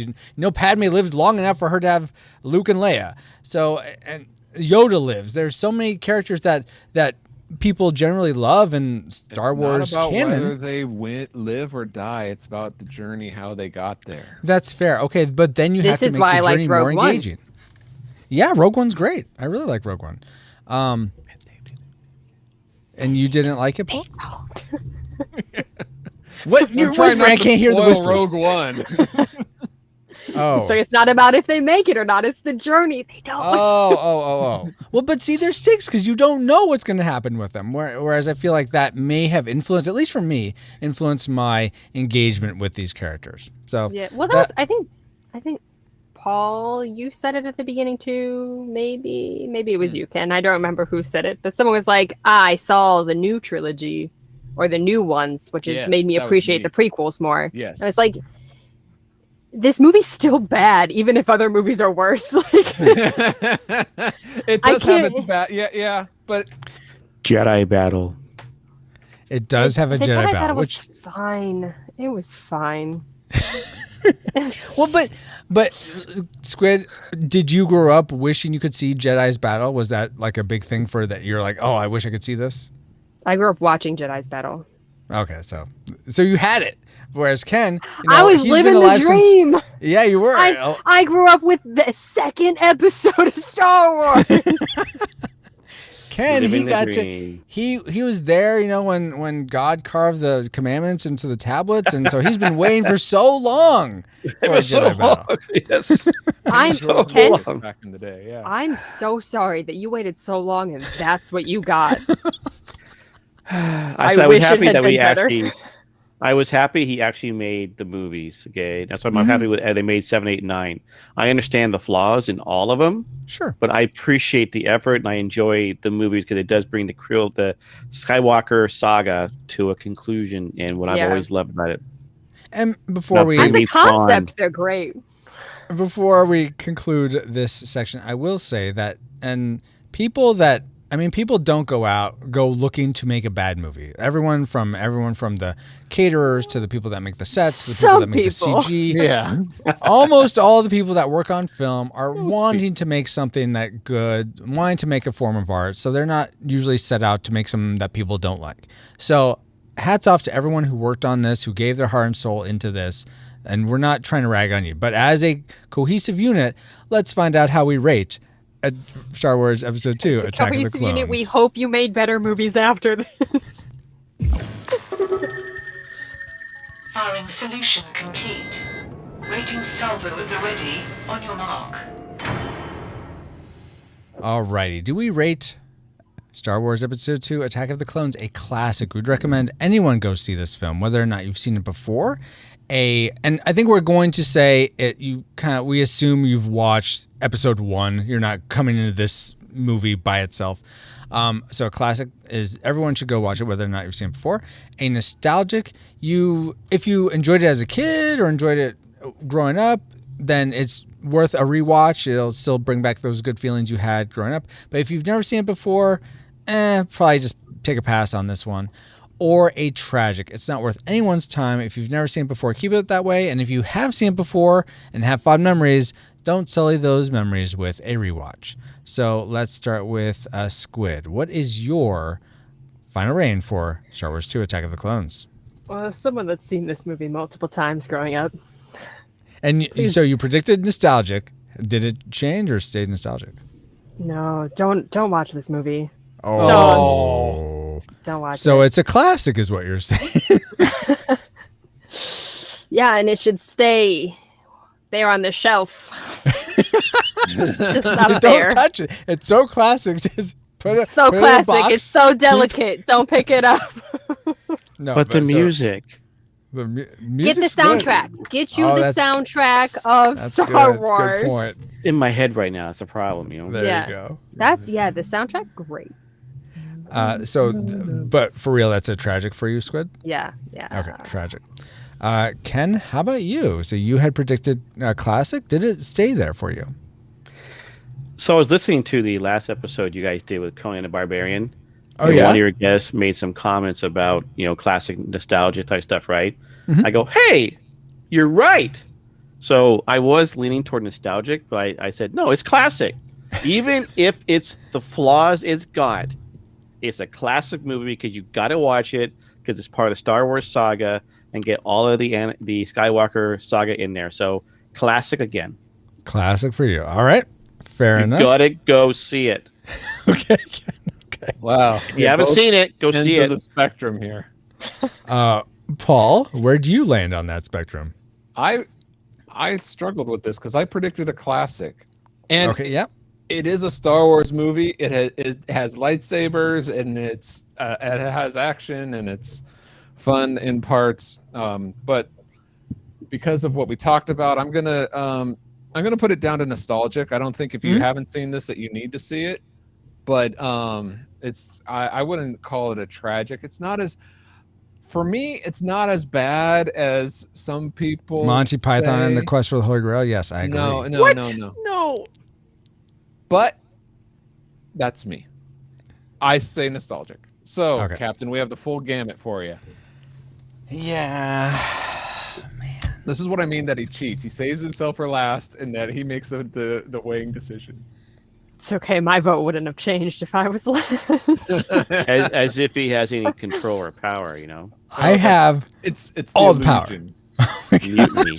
I am the Senate. Wait, that's next. I am the Senate. If only there was someone who could take let me Padme's place. Get to my rating, guys. I am gonna. Unfortunately, this was a slog for me to get through. Like I said, I fell asleep. You didn't several even stay awake times. for it all. I went back and rewatched the parts I missed, except for the Senate part, which I don't know where that was. You fell asleep again. Oh my gosh. But it wasn't. Other than I love the music. I love the sound design. But that wasn't enough. That does not a movie make. So for me, I'd have to rate Attack of the Clones a tragic as well, which I'm bummed because I know people like Ken really enjoy it and other people like it. It's a sad tragic for me as opposed to a very uplifting and joyful tragic for Monty Python and the Holy Grail. There it is. But He let us talk about it. I went into this hoping I would appreciate it as a nostalgic treasure, and I didn't. Oh, That's fair. That's sad. So Well, like I said, I was watching it, and I'm like, I was ready to rate nostalgic, but then I was watching halfway through it. I finished listening to your last guys' podcast, and one of your guests said something that really hit me. I go, oh, that's right. Uh-huh. Back to classic. Okay. That's so you fair. were And- listening to something else while watching this movie. Does that See? No, Did in you say between anything? the movie, I was watching the movie. I Oh, listened to the podcast. I finished the movie. okay. So you didn't watch it in one big. Okay. If you had watched it from start to finish, I tell you, it'd go down in the rating. Well, according to our rating, Retro Rewind Podcast rates Star Wars Episode 2, Attack of the Clones, a highly disputed tragic film. We would recommend no one go see this, whether or not you've seen it before. But I mean, if you are a completionist and trying to watch all the Star Wars, Plus. then you do, watch it, of course. But otherwise, But don't. only watch it in machete order. The proper way to watch Star Wars. I thought it was Machinima. Is it Machete? I can't remember. I thought it was Regardless. release date. Oh my gosh. Anyway, let's get back to our own time. Good old 20XX. 20XX. XX. Comsat online. Receiving incoming transmission. You meet the long time ago in a galaxy far, far away. Oh, we're back. Sorry. We are back in our own time. Not too long ago. In the present, in fact. We're at now.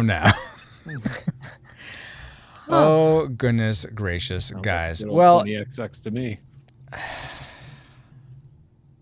It feels good to be back, but we wouldn't have been able to travel back to 2002 to begin with if it weren't for our amazing reflex capacitors, namely Jared Holzhauer, Deborah Powers, Brian Keating, Patrick Hicks, LJ Lowry, Chris Cowan, Chris Owens, Geek Devotions, The Untold Podcast, James CFO.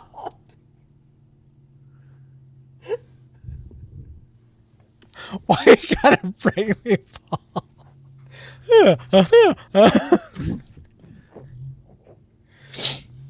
All right. Okay, I'm gonna not look at Paul. Not look at Paul. Okay, here we go. Take two. Edna mode, by the way. I don't know how many that is, but plenty. 3. Okay. I think we're at 4, but who's counting? Me, because I just said numbers. No, we're not done yet. We're still going. But you know what? You're the captain. I'll give it back to you. Thanks, XO. Jared Holzhauer, Deborah Powers, Brian Keane, Patrick. You did one head bomb. Francisco, focus. I'm going to pirate this. I'm not going to look. Here we go. Jared Holzhauer, Deborah Powers, Brian Keane, Patrick Hicks, LJ Lowry, Chris Cowan, Chris Owens, Geek Devotions, The Untold Podcast, James Kennison, Drew of the Cellcast, Ashley Cronenbitter. That's Pastor Dewson, Kennethan. Oh, he's right here. Woo! Redeemed Otaku, Ryan Lingle, That's Our Bobo, Josh Adams, D Tungsten, Andy Lewis, Jeff, The Dapper Man Reviews, Tony of the Retro Days, and Mr. Lost, in addition to 9 other awesome patrons as well. Thank you all so much for keeping the gigawatts coming. And if you want to help keep us flying for as little... What?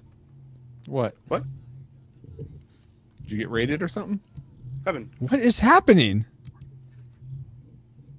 I don't Did know. one of you play a sound effect of me or something? No. I can't That hear was anything. so weird. How could the sound effect get through to you from my? Are you hearing voices? I was hearing me. Do you talk see about someone in the room something with you else. right now? I don't know. Is this what happens when you watch movies? You This don't know is where scenes go. where you and have all of a to sudden repent you're like, of your I'm on a tragic fall. podcast. What's going on?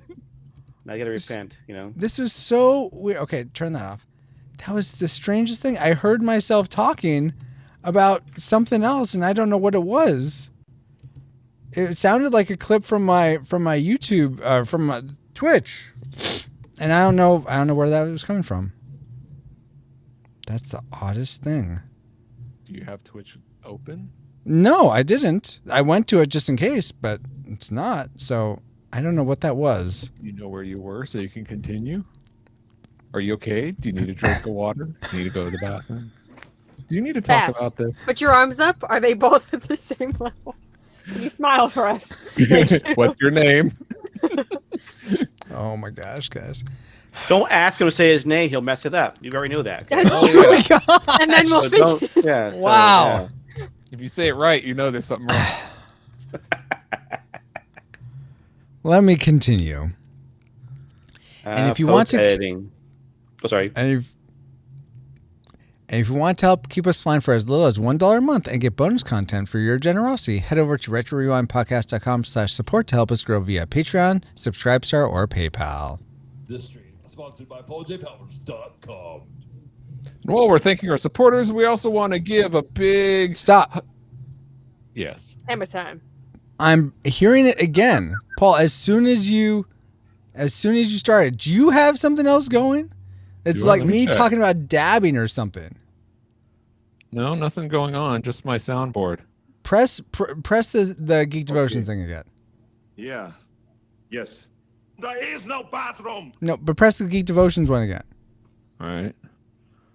This stream is sponsored by PaulJPowers.com.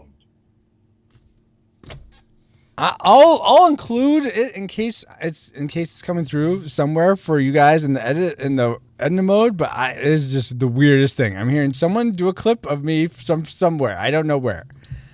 Hey, Francisco, Continue. are Yeah. you ready? Yes. That's good. All right. All right. And all right. And while we're thanking our supporters, we also want to give a big, terrific Star Wars hug. The originals, not the prequel or the sequels, because those are the best.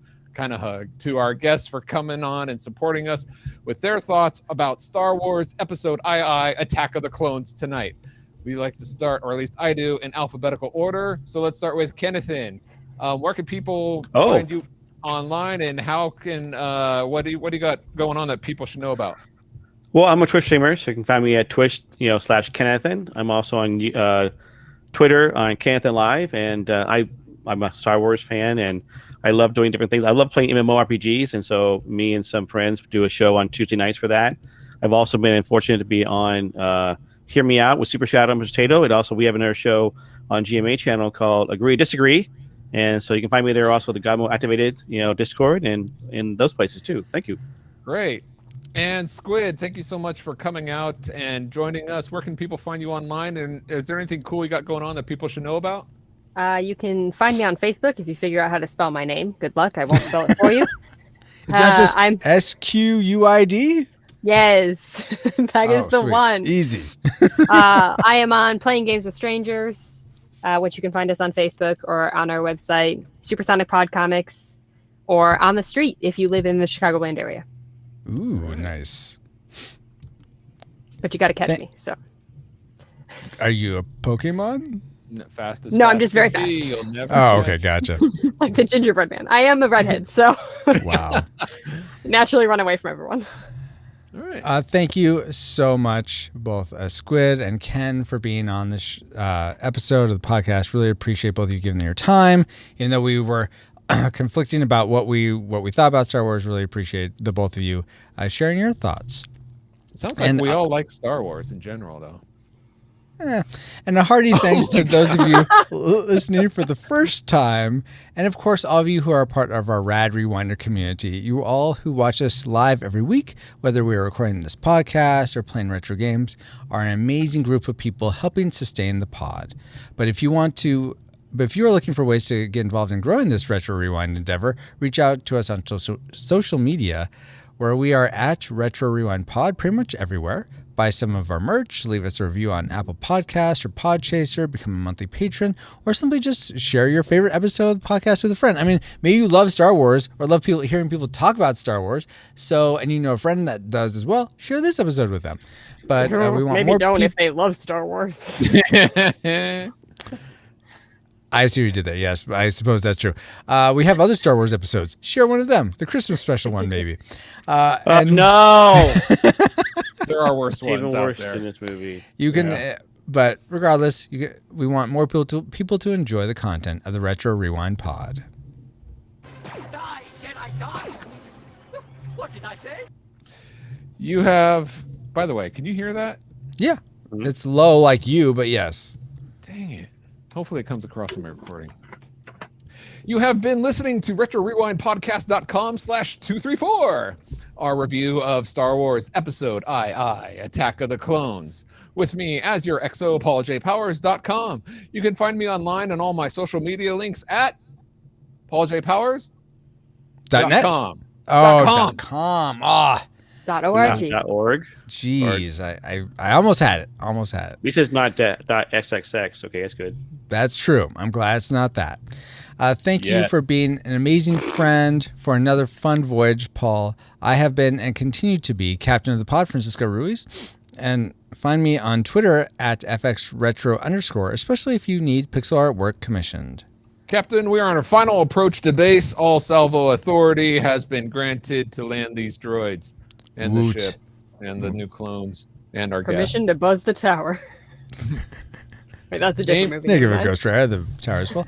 Thank you, XO, and thank you all for listening. We pray you are more joyful now than when you first hit play. But like a Pokemon, we gotta catch you all there for the Addams Family, our next episode of the Retro Rewind Podcast. Retro Rewind mission complete. Proceed to nav point Omega and return to base. Hey, Captain, maybe you want to buy some death sticks. You don't want to sell me Death Sticks. I don't want to sell you death sticks. I want to go home and watch young Indiana Jones. Then it is something that man was not meant to disturb. Trust me. Are you making this up as you go along? Yeah? Serious? don't believe me. You will, Dr. Jones. Mission accomplished. Full throttle. No break. Those people are trying to kill us. I know, Dad! It's a new experience for me. Happens to me all the time. Okay, please tell me who is playing sounds. Who is playing my sounds? You are. No, one I can am hear not. I'm not you. doing anything. No one Geek can hear you. Devotion. This is like the echo. Only. No, it's like my clip's playing randomly. Well, stop it. We can't hear it. All right, your clips are playing. See, randomly. now it's. Wait, You have Twitch open. I figured it out. I think. You're listening to the episodes that No, Twitch are is- people doing shout outs? Is that how you guys are doing this? Hey, Carlo. Hold on. There are some Yeah, shouts. look. Yeah, there are some shouts going on Twitch right now. Is that Geek how you're Devotions just did doing one. it?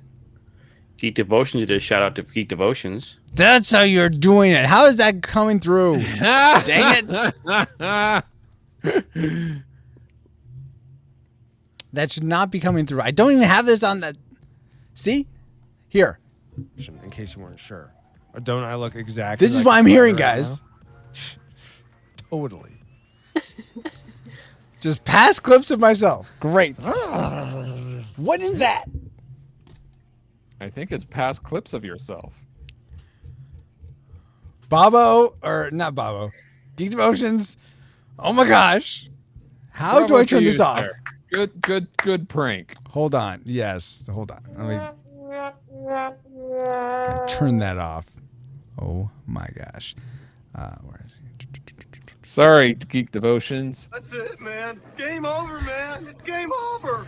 Sorry that we had to take a really nosedive in this, guys, so that I can stop the trolling from a friend.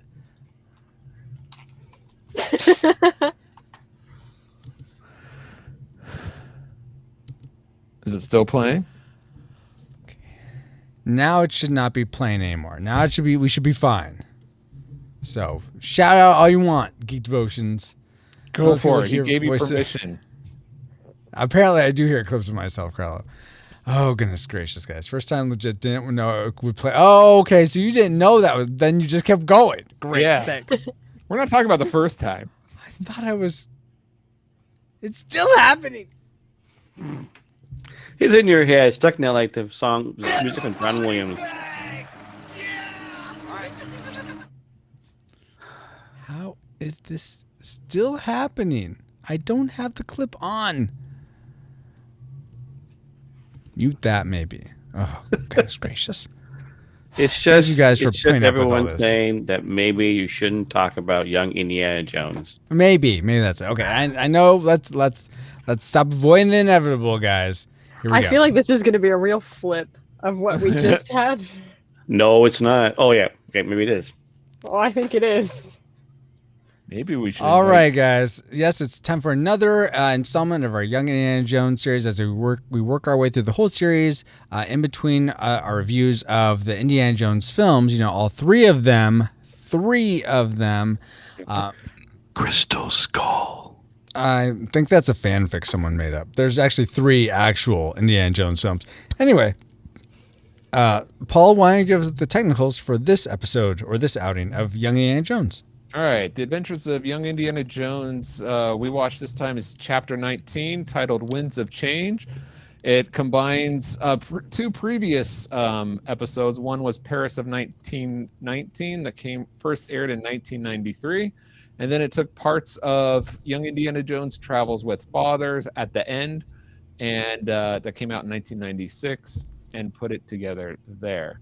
So do you want to give us the plot in one sentence if you can? I will try. Okay, so this episode is about Indy hearing about the League of Nations and then going on to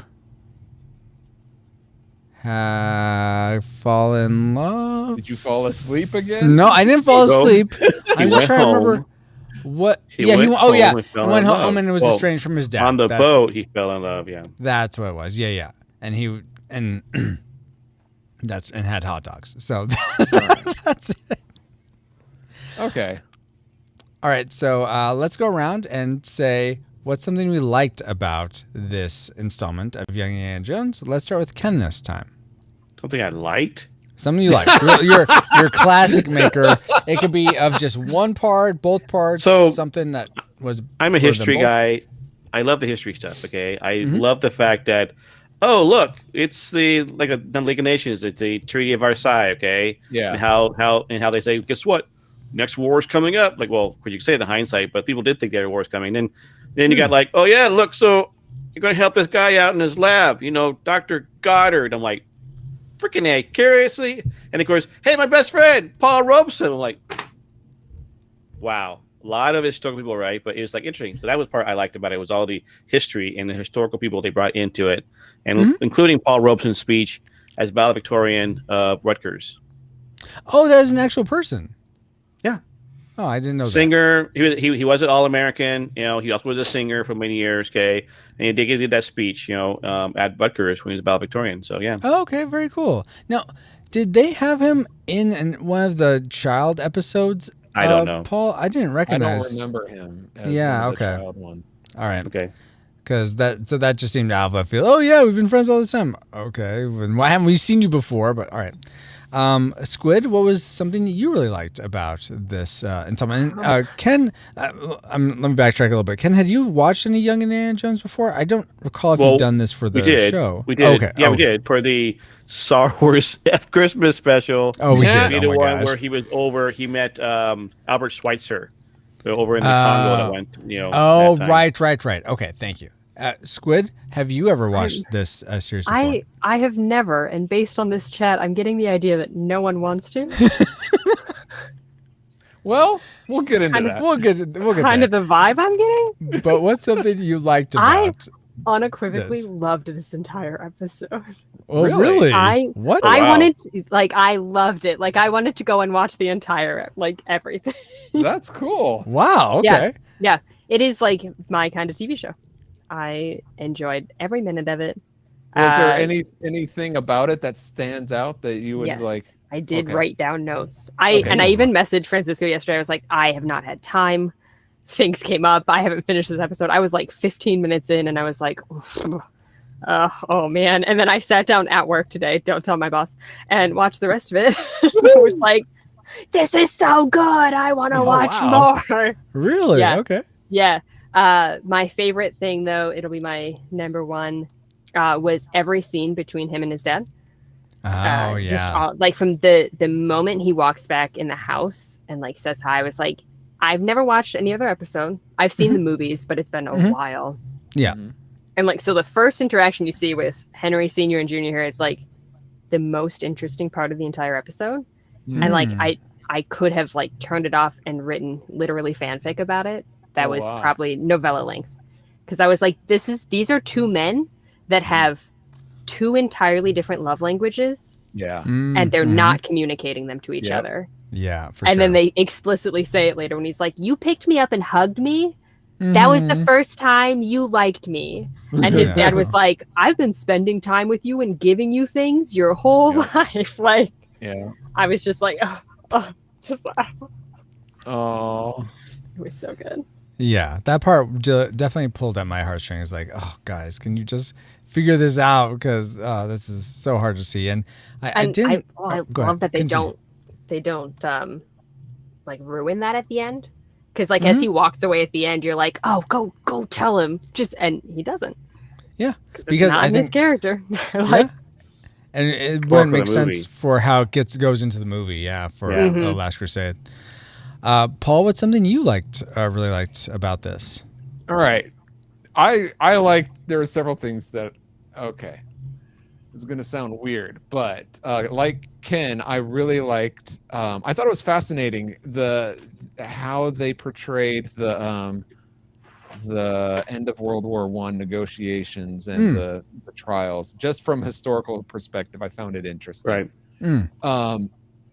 I also like the return of Indiana Jones' girlfriend. I'm trying to remember her name. The actress. Yeah, was that when they stole the power converter or something, and it was blamed on the oil company, but it was actually the German spies. Okay. Yeah.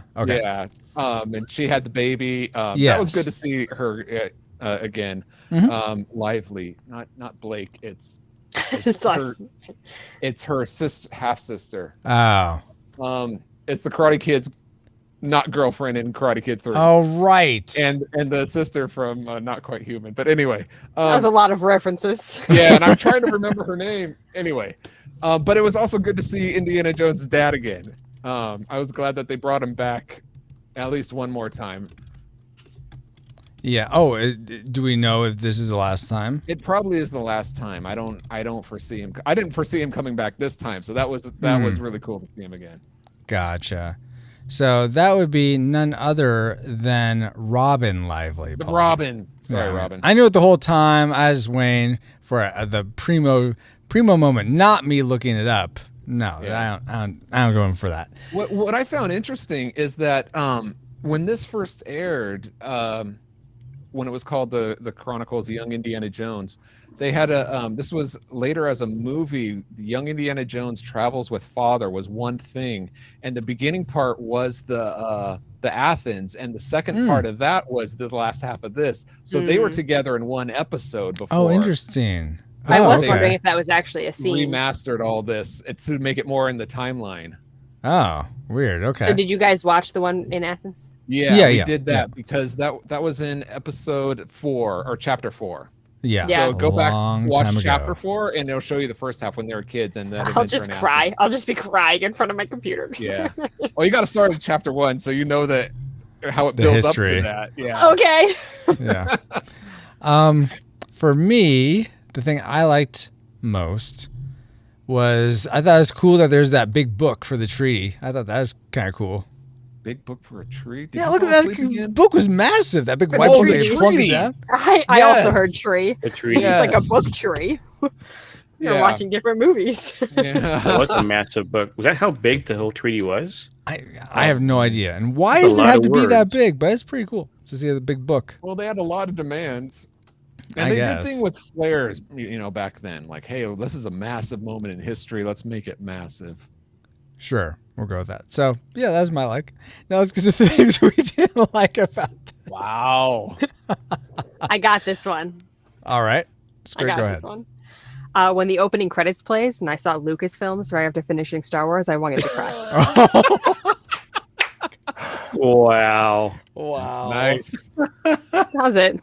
That was it? It just got better from there. Yeah, really? We started at the bottom and we got up. Set the bar so low that Squid fell in love with the series. Wow. Good job, Attack of the Clones. The only thing I really put down is that some of the dialogue was very heavy-handed, but otherwise. Agreed. Ken, what's something you didn't like? I don't want to rain on Squid's parade there, but we rained on your Star Wars parade. Yeah, exactly. What got me was, having watched, Star Wars, I couldn't help but seeing Anakin while watching Indy. Really? The acting really is acting. He was trying to be emotional, and I'm like, the whole episode had terrible music, okay, through the whole thing, okay, and it was all historical. Nothing out of Indy. It was like he'd be like this, hearing at President Wilson. Yeah, it's not his or show. He's trying to show observation, at least at that point. Yeah, he's trying to be. Yeah, his whole thing with his dad, right? I'm like, what? I mean, I had shades of Anakin and Hayden Christensen trying to act in Clone Wars in this one. So they sort of merged for you as well in a different way. Yeah. So that's why I'm like, and I also had to realize to me, I call it how preachy the show was. Okay, I get that. I mean, a lot of things. I mean, I'm glad they did history right in certain expense. I mean, obviously, World War I was a tragedy in the way they did the piece. We saw what happened after World War II. I don't know if it was that if anyone really saw it for what's going to happen. Well, just that one character. They knew. And I like the fact that they put in there that the German guys said, I must remind you that when the German armies marched home, they had never been defeated in battle. so to speak, right? They didn't lose the war. They basically said it's done because they can see that time was coming when the tide would turn, and then the Allied armies would push to the east, and then we lose. So they kind of gave up. But the Anakin thing is just like, oh my gosh, just wooden acting. And the other thing is like Widow Wilson's speech, right?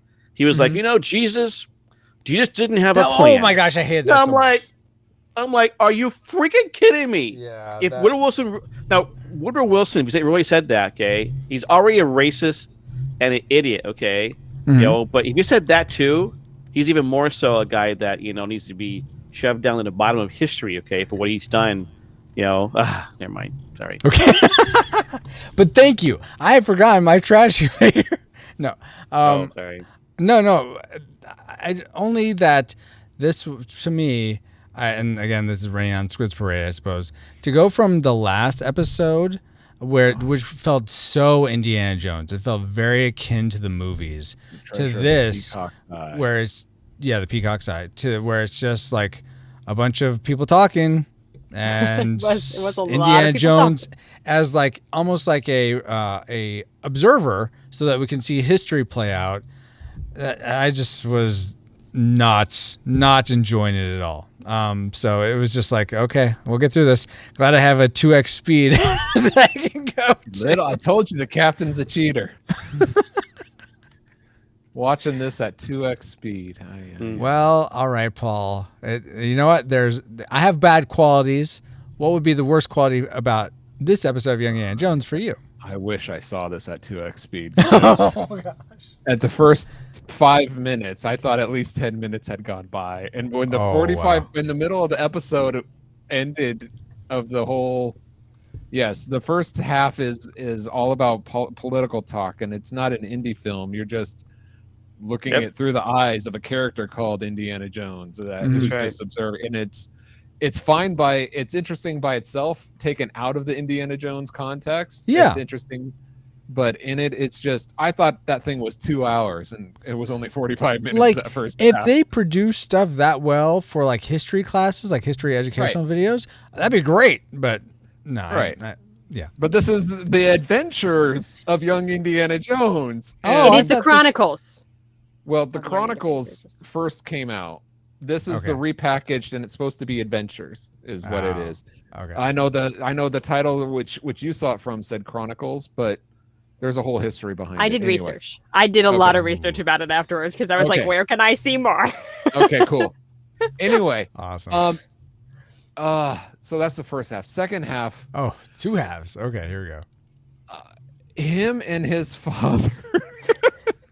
I said it was alike. I did not like how they handled the father. And Squid, I'm sorry. It's okay. I don't like subtlety because subtlety goes right beyond me. Like, here's how I wish they could have done that character. First, I thought it was atrocious that the father said, don't ever talk about your mother. No, we'll never speak of his this mom. again. Yeah. That's his mom. Like, yeah, it may have been your wife, but that's his mom. He has a right to talk about his mom. Yeah. Especially as a grown man. I mean, or even as a kid. I mean, that's just uncalled for. Mm-hmm. Second, at the end, it would have been this would have made it so much better. But when Indiana Jones said, no, I'm not going to Princeton, I'm going to go to Chicago, I'm leaving, bye.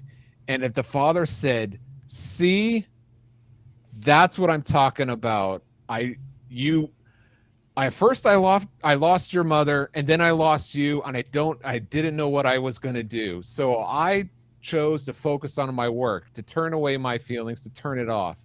And as soon as you get close to somebody, you get hurt. And that's what you guys left, and I was hurt. Now you come back, and I'm trying to not get close to you because I'm going to get hurt. And then I let my guard down, or give you, he doesn't have to say I give you a hug, but then now you leave, and now I'm hurt again. Something that explains why the connections don't work, I think I wrote all of that down when I was taking notes. Yeah, it's like if they had the father just say a few sentences right at the end that says, look, this is why I don't get close to people. It would cheapen it if he said it. I think it would cheapen it. Yeah. I had to agree with that because the fact that we saw the one with Sean Connery, right? It changes the whole. Up with Sean Connery's Yeah, a I little felt like bit. A little bit more lenient, a little bit more lighthearted. Oh, yeah. I mean, From what I older, remember, older, I haven't though. seen it in years. Yeah, he is about older. Though, okay, The way they left it with the father in Athens, I thought was great. It could have went right into the movie. I was going to mention something that sort of plays off of how this is portrayed versus how Last Crusade is portrayed, but I'll save that because I'll save that for Last Crusade. Okay. Why? Have you seen Last Crusade recently? No, I just remember vividly. It's my favorite Indiana Jones film. So, of the three of them, Ken. So Temple of Doom, though. No, Temple of Doom is great. I actually found a new appreciation of Temple of Doom watching it for the podcast. But number 3, well, I don't know. Maybe when we rewatch it, it won't be my favorite. Yeah, there's It's not that I liked Crystal Skull. I just enjoyed a movie that had Indiana Jones. It just wasn't that great. I hear words, but I'm having trouble comprehending. Anyway, I dare I say I think I'd like Crystal Skull more than I would like Attack of the Clones. At least Attack of the Clones actually And exists. Anyway, and I remember not liking it the first. Adventure Chronicles of the Adventures of mass Indiana hallucination. Jones. Based on our experience this time watching it and any previous ones we may have had, would after watching this episode, would you want to continue watching this series? Squid, I imagine I know what you're going to say, but go ahead. Would you continue watching based on this episode? Yes, I would. Awesome. Ken, how about you? You know, see how old I am? How many more years I have left in my life? I want to waste it doing. You're a spry. I don't want to waste it. You're ageless because you're like Santa Claus. I only had. I watched it with the Albert Schweitzer one with you guys earlier, and of course, when I signed up to do this episode, I had forgotten the pain of watching that. I forgot that. Oh, that's right. We're going to do Indiana Jones again. Oh crap! But hey, it was good because I said I liked it. I liked the way they at least tried to make the World War I, 20 Versailles, and the League of Nations look realistic and understand what's going on in the cultural thing, and the way they screwed over King Faisal because let's go take a map. Oh and my gosh, that whole part! Oh, I hated that so much. Which is basically what they did. They didn't really go about tribal areas, everything else, right? They did literally, and of course, they lied to King Faisal and said, "Well, I'll give you something." Okay, it's like. Oh, and the settings. The settings are always great in this. Oh yeah, it's very beautiful. Yes. Oh yeah. Okay. It reminded me so much of watching like MacGyver growing up. Where it's Really? like the acting's not great, but like, boy, I want to see it. That's fair. That's fair.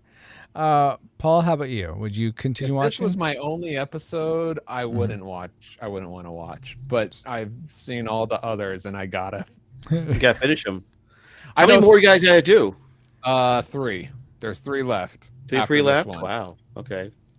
And the next one is. I will have to go with my EXO here and say, yeah, I would have no inclination to watch more, but we've been mandated to by the powers that be. So here we are.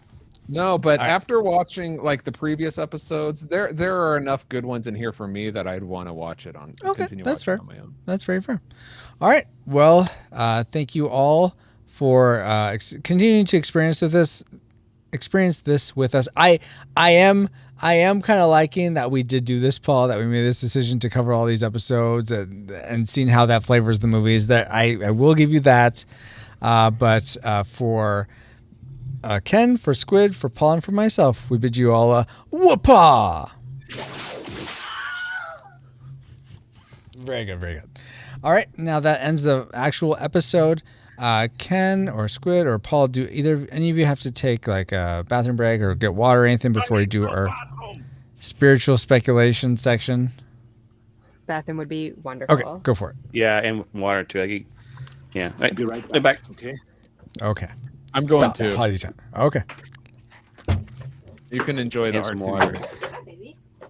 or the BB-8 unit.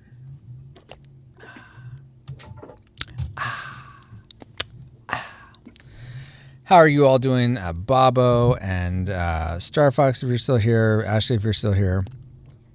Let's see. Anyone else? Sinner's Prayer, Rosie. Geek Devotion's left. That's right. Fabulous. Hey, Fabulous. Carlo, if you're still there. I keep looking at the side of my eye. I'm seeing Obi-Wan. I'm like, is Paul back? Oh, no, that's just Obi-Wan looking at me. Yes, what do you want? I know you're confused, but I can't help you with that.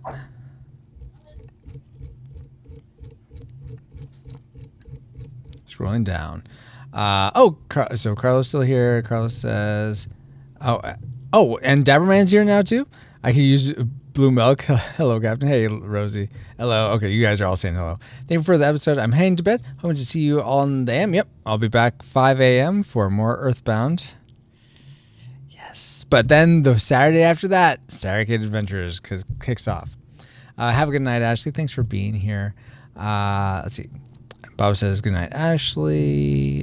Carlos says, the Force is one with me. I am one with the Force. Yeah, Rogue One. I remember that fondly. I've only seen it one time, but I do remember it good. Have to go drop off my car tomorrow. Oh, gosh. Yeah. So you had to, were you in an accident or something, Ashley? Oof. Good night. Good night, Ashley. I'm doing all right. Work ran a little long tonight, says Baba. Okay. Rosie says, I feel you, Ashley. My alternator went out. Oh, my gosh. Everyone's car's going out. That's horrible. I'm sorry, guys. Wait, I did that wrong. Hello there. Hello, Fabulous. The AC in my car died. Oh, no. Lord God, I just pray over everyone's vehicles that you please protect them, keep them repaired, and may they be repaired quickly and speedily and hopefully cheaply. And I thank you for everyone who's been watching tonight. May they all have an awesome weekend. Amen. Welcome back, Squid. Oh, thanks. At work, the usual. All right, Dapperman. Babo says, whoa, you guys are going fast. What's everyone's beverage for the evening? Just water for me. How about for you, Squid? Berliner. I don't know what that is. It's a beer from Off Color. Oh, okay. And water. And what'd you say? In-N-Out, Paul? I have the pink lemonade from In-N-Out. Nice. Let's see. Rosie says water. Carlos says, I'm curious, Francisco, have you tried 3D printing before? No, I knew someone who, he might still have it, has his own 3D printing shop, but I've never done it myself. Just a random question, as I'm printing a 12X sock drying hanger next to me. Oh, very cool. Let's see. Ashley's good night for real. Really? Is it for real this time? Good night, Ashley. And good night for real, says Babo. Good night, all. Are people leaving? Ashley's leaving. I think that she was the only one, though. While I was gone, I realized that if you ever just need differing opinions, clearly put Ken and I on a show together. If you ever need someone else for agree to disagree, Ken. There you go. Squid right here. Monty Python and the Holy Grail was a good movie. Oh my gosh. Stop it. I tried watching it once, couldn't make it through. See? Okay. Here we go. So we were doing the Star Wars Christmas special. Yeah. And I said, this is the worst movie I've ever seen. I think it's the worst movie, period. And then Francis goes, no, there's one worse. I go, what's worse than this? He goes, Monty Python and the Holy Grail. I'm like, what the? Are you really kidding me? Doesn't even compare. I mean, you're right. It's not comparison. The badness of Monty Python and the Holy Grail, there's no comparison. I agree. I'm glad we're finally seeing eye to eye on this, Ken. Don't worry, I'm there with you, Francisco. Thank you. I got you. I'll back you up. Even though no one liked young Indiana Jones. Yeah, I can't help you there, Squid. Sorry. I mean, some of them are good, but most I don't care for. What was it? Oh, I thought you were going to say something, Squid. I enjoyed it. I had so much. That's so great.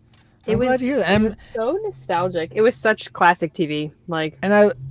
And I love that Ken loved Attack of the Clones. That's fantastic. I like hearing when people enjoy the things that they enjoy. That's great.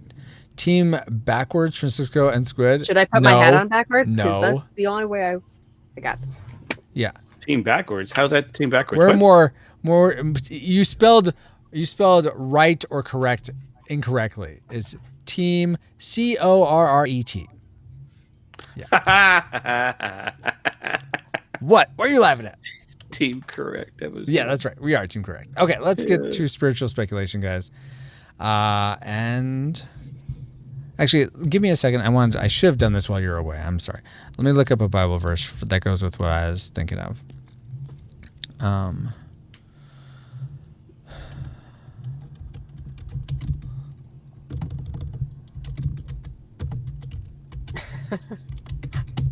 Correct. Bite me, Bobo. There, you got it. You got your bite me meter. Are you happy? Are you happy right now? I like that one though. Gave into my hate. There it is. One day we shall break you of your hatred for Monty Python, Francisco. I don't think that's going to happen, Ken, but you're Leads to welcome hate. to a dream. That's Hate what Lady leads to Rosie anger. Romanek said. Oh, really? Oh. Where are you? I know you're here I'm right here. somewhere. Hi. Not you, Squid. This passage I'm looking for. Same place. In my closet. Haven't moved. Are you in your closet? Yeah, it's Oh, okay. 100 degrees in here. I'm dying. Oh, Oh, I thought you meant your closet was behind you. No, Or this in your I am closet. currently Okay. seated. There is Francisco. shelves of clothes. Wow, okay. Yeah. Look what Yes, you Paul. did, Behind you the little scenes. jerk. First off, my name's not Kevin. It's Francisco. Who You're called you confusing me Kevin? with someone else. Oh, I see. Yeah, I get it. Long time ago in a galaxy far, far Okay. away. We'll try and make this quick, and maybe this will be the only topic. If none of you came up with the spiritual No, speculation, that's totally I did.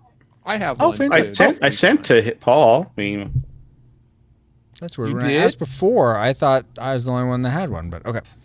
Then let's try to do this quickly for Squid so that she can get out of the hot closet. All right, here we go. Maybe she's enjoying it like a nice sauna. I have a cold beer now. I'm Yeah. fine. Life's good. All right. Fair enough. yeah, it's at the bottom. The dapper man is Kevin. This is the only time I talk to people. Please don't leave me. I tried to get the father to talk more, but you don't want him to talk more. So By the way, I was trying to get That's it true. in frame, but it wasn't. But I need to thank your mom for this, Paul. Oh yeah. She said Can't you approved. Take this guy from me. Me. Yeah, happy birthday, late birthday. Yes, that was very sweet to get that. For instance, get on what? Okay, I'll try. Here we go. Get on with it. All right. Thumbs up if you're ready for spiritual speculation. Oh, wait, and I'm checking my recording, making sure I'm still recording. I'm still Check, recording check. as well. Yep. Oh no. What's going on? It stopped. It stopped, really? Yeah, no, seriously. This is Okay, the first, no. This is the first. I'm so glad I checked. Sorry, Yeah. it stopped at the 2 hour and 29 second for some reason. Oh, then Okay, you've only well- missed 15 minutes. Yeah, mine is All only Less going for than. 2 hours, so you should Yeah, be fine. you're fine. I wonder Yeah. Just save that so we don't lose that It's- and then it's- start again. what is going on. Oh no. I'm trying to export. So export is clickable, but none of the options in export is. If only at R2D2 there. Duh. Can you save your project and then open it back up? Oh, good question. Let's see. File. Let us see. No, all of the save as are grayed Have you out. pushed the stop button? No. Push the stop button. That's why. Wow, you're Yeah. really good at this. You're welcome. Oh, it didn't this- stop recording, I guess. It's really weird. I've never seen that happen where it was still recording, but it wasn't still recording. All right, so let me export this. It's now letting me export. So let Okay. me take a moment and do that. Sorry, Okay. folks. I No got worries. you, don't worry. It's a good thing I was here. You're welcome. Yeah. Yes, indeed. I would have freaked out. It's that beer. It keeps you nice and calm and focused. I've been reading this book since we need to fill some silence. Funniest No, book we I think don't I've need to ever fill read. silence. Let's all be quiet. No, Okay, I won't talk about this thing. No, that no. I'm What's interested- go ahead with It's the book. okay. No, I As I wanna said, this hear is it. the only time I talk to people. I know, and you shut her up. Chicago. My grandparents used to live in Chicago. I went to college in Purdue and high school in Indiana, so I spent a fair amount of time in Chicago. I always Did you loved actually going down there. Go to the University of Chicago with Indiana Jones, Ken?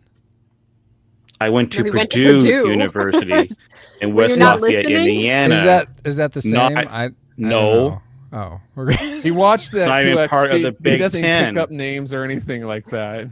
I know. He always does. I know. He's I'm listening to this conversation at 2x speed. I can't understand anything. Purdue Boilermakers. Thankfully, I'm from Chicago, so I speak at 2x speed. So, Oh wow! That's good. yeah, All right. which Hey, I never hey, realized.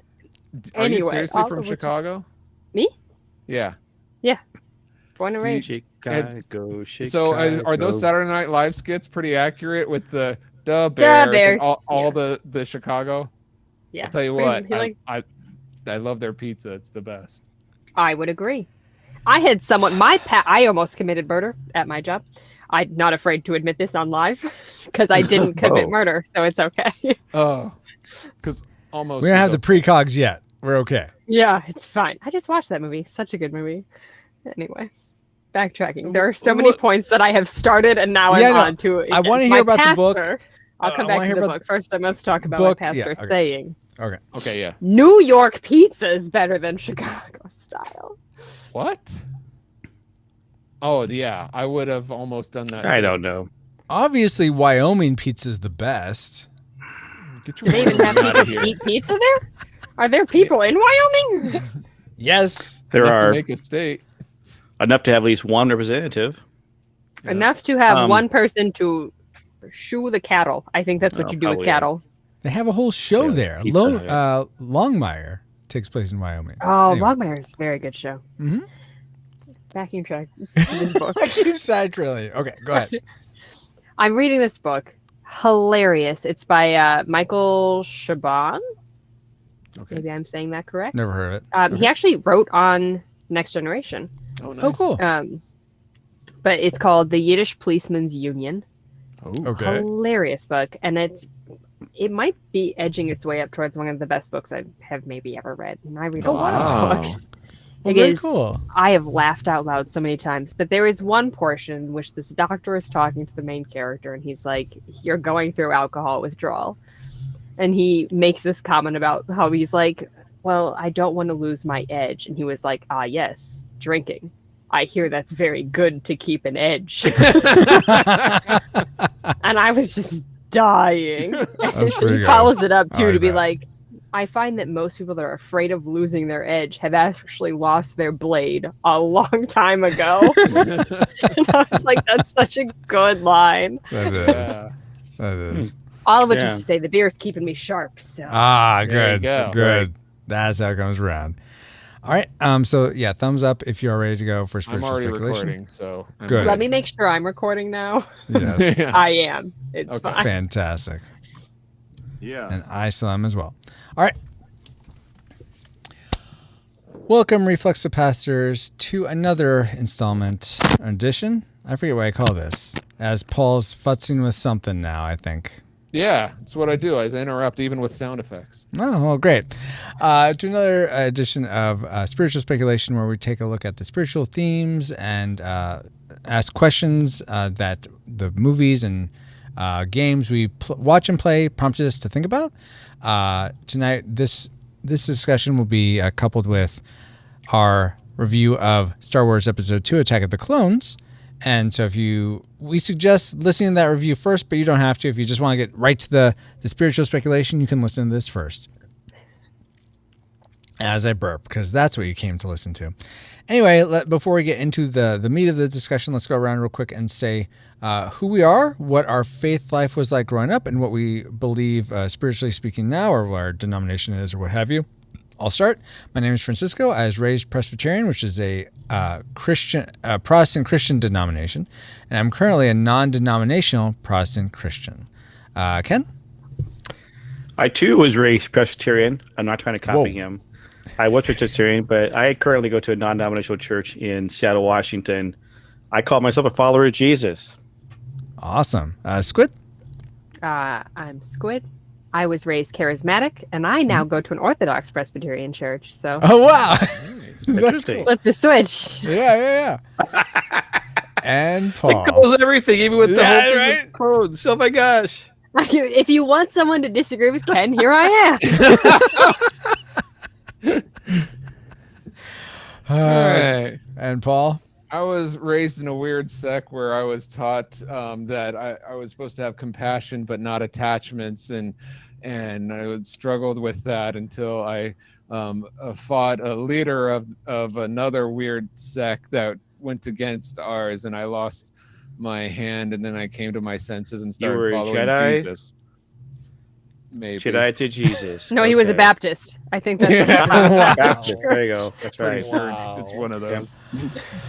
I don't know much about Baptists, but that sounds right. Wow. All right, guys. Well, now they have that. Let's get into our spiritual discussion, and let's kick things off with Ken. What spiritually? What about this film prompted you to think in a spiritual realm or aspect? Well, I was thinking about the fact that the Jedi couldn't see the dark side. Mm. I was like, how are we blind to what is around us? Mm-hmm. So we depend on ourselves too much and not on God. Mm-hmm. I always hear the expression, evil flourishes where good men or women do nothing. Mm-hmm. And it comes to mind with a Jedi, they can't sense the dark side, even when in the same room with Darth Sidious, blinded by their own abilities. Are you saying Palpatine is Darth Sidious? Blinded by their own ability, so they are blind to their weaknesses. Oh, so they're like... That's what... Are you, well, we do that too. Like, yeah, like we're too dependent. We get too dependent on ourselves, our own strengths, our own talents, that we feel like, we don't need God anymore. Well, it's like, or do we make God too small? It's like, what do you say? What do you do when you like something's wrong? It's like, well, I try to fix it. Well, versus what? Give it to God. It's like we who are too blind will never be able to see. It's like, so that's why I'm like, from there, like the Jedi could not see the darkness around them. It's like we do that sometimes too. We just don't see, especially those of us who are trying to share the gospel with other people. Like, well, why don't you get it? I don't understand why you're missing what's all around you. The world shows you God's glory and His creation. And of course Jesus died on the cross for your sin. I don't get it. Why aren't you getting it? Why you want to be blind? Well, that's to me is similar to what the Jedi, they were willfully being blind because they were blind by their own abilities. So they were blind to their own weaknesses. If you don't understand you need a savior, you won't actually go and try to get a savior. Were the Jedi trying to do anything to help with that blindness, or were they just like, we're just not strong enough? I can't recall if they touched on that at all. I know Anakin or even Palpatine talk about, they're just like, they got too up of themselves, might say, right? They're too blind, they allowed for things to happen. They're kind of like, well, they're above things. Maybe they weren't really part of the whole political order. They kind of let things go. And that's what I think the reason why they said why, Darth Sidious was able to get in, because they were blind. He literally he's right in the freaking room with them.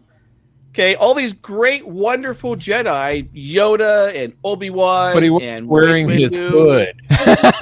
They couldn't see just his jowls. Yeah, and they would have known.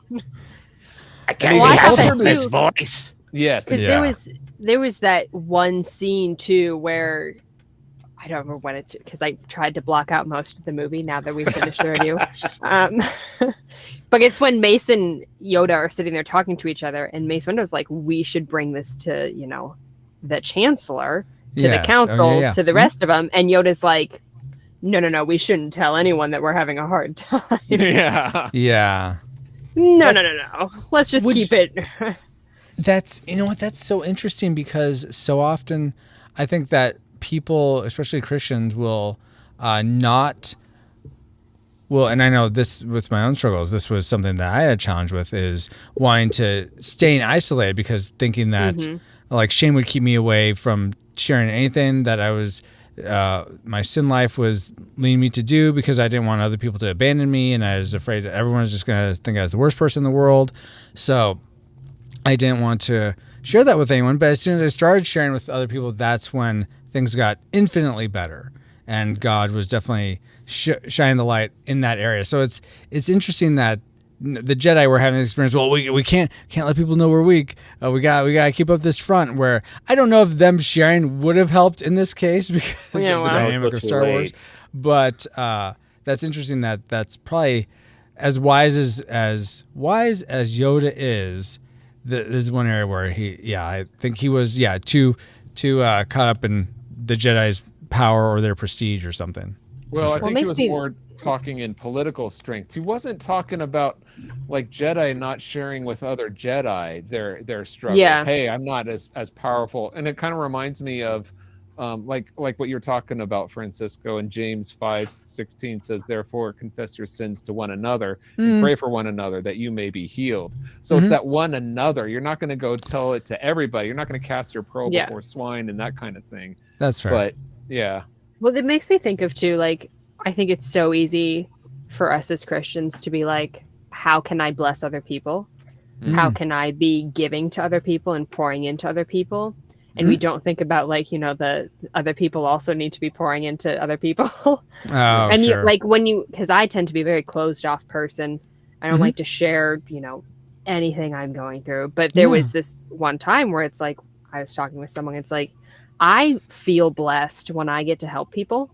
And by not sharing my struggles with other people, I'm robbing them of the opportunity to feel blessed by helping them. So, you know, like being able to be like, hey, here's what I'm having a hard time with, is giving someone else an opportunity to pray for me or to do something that they, you know, people love making meals sometimes for people, or people love, you know, doing whatever, like, oh, let me come do this for you. But if you don't share those things, then you are not giving someone else the opportunity to bless you in the same way that you probably want to bless other people. So yeah, true.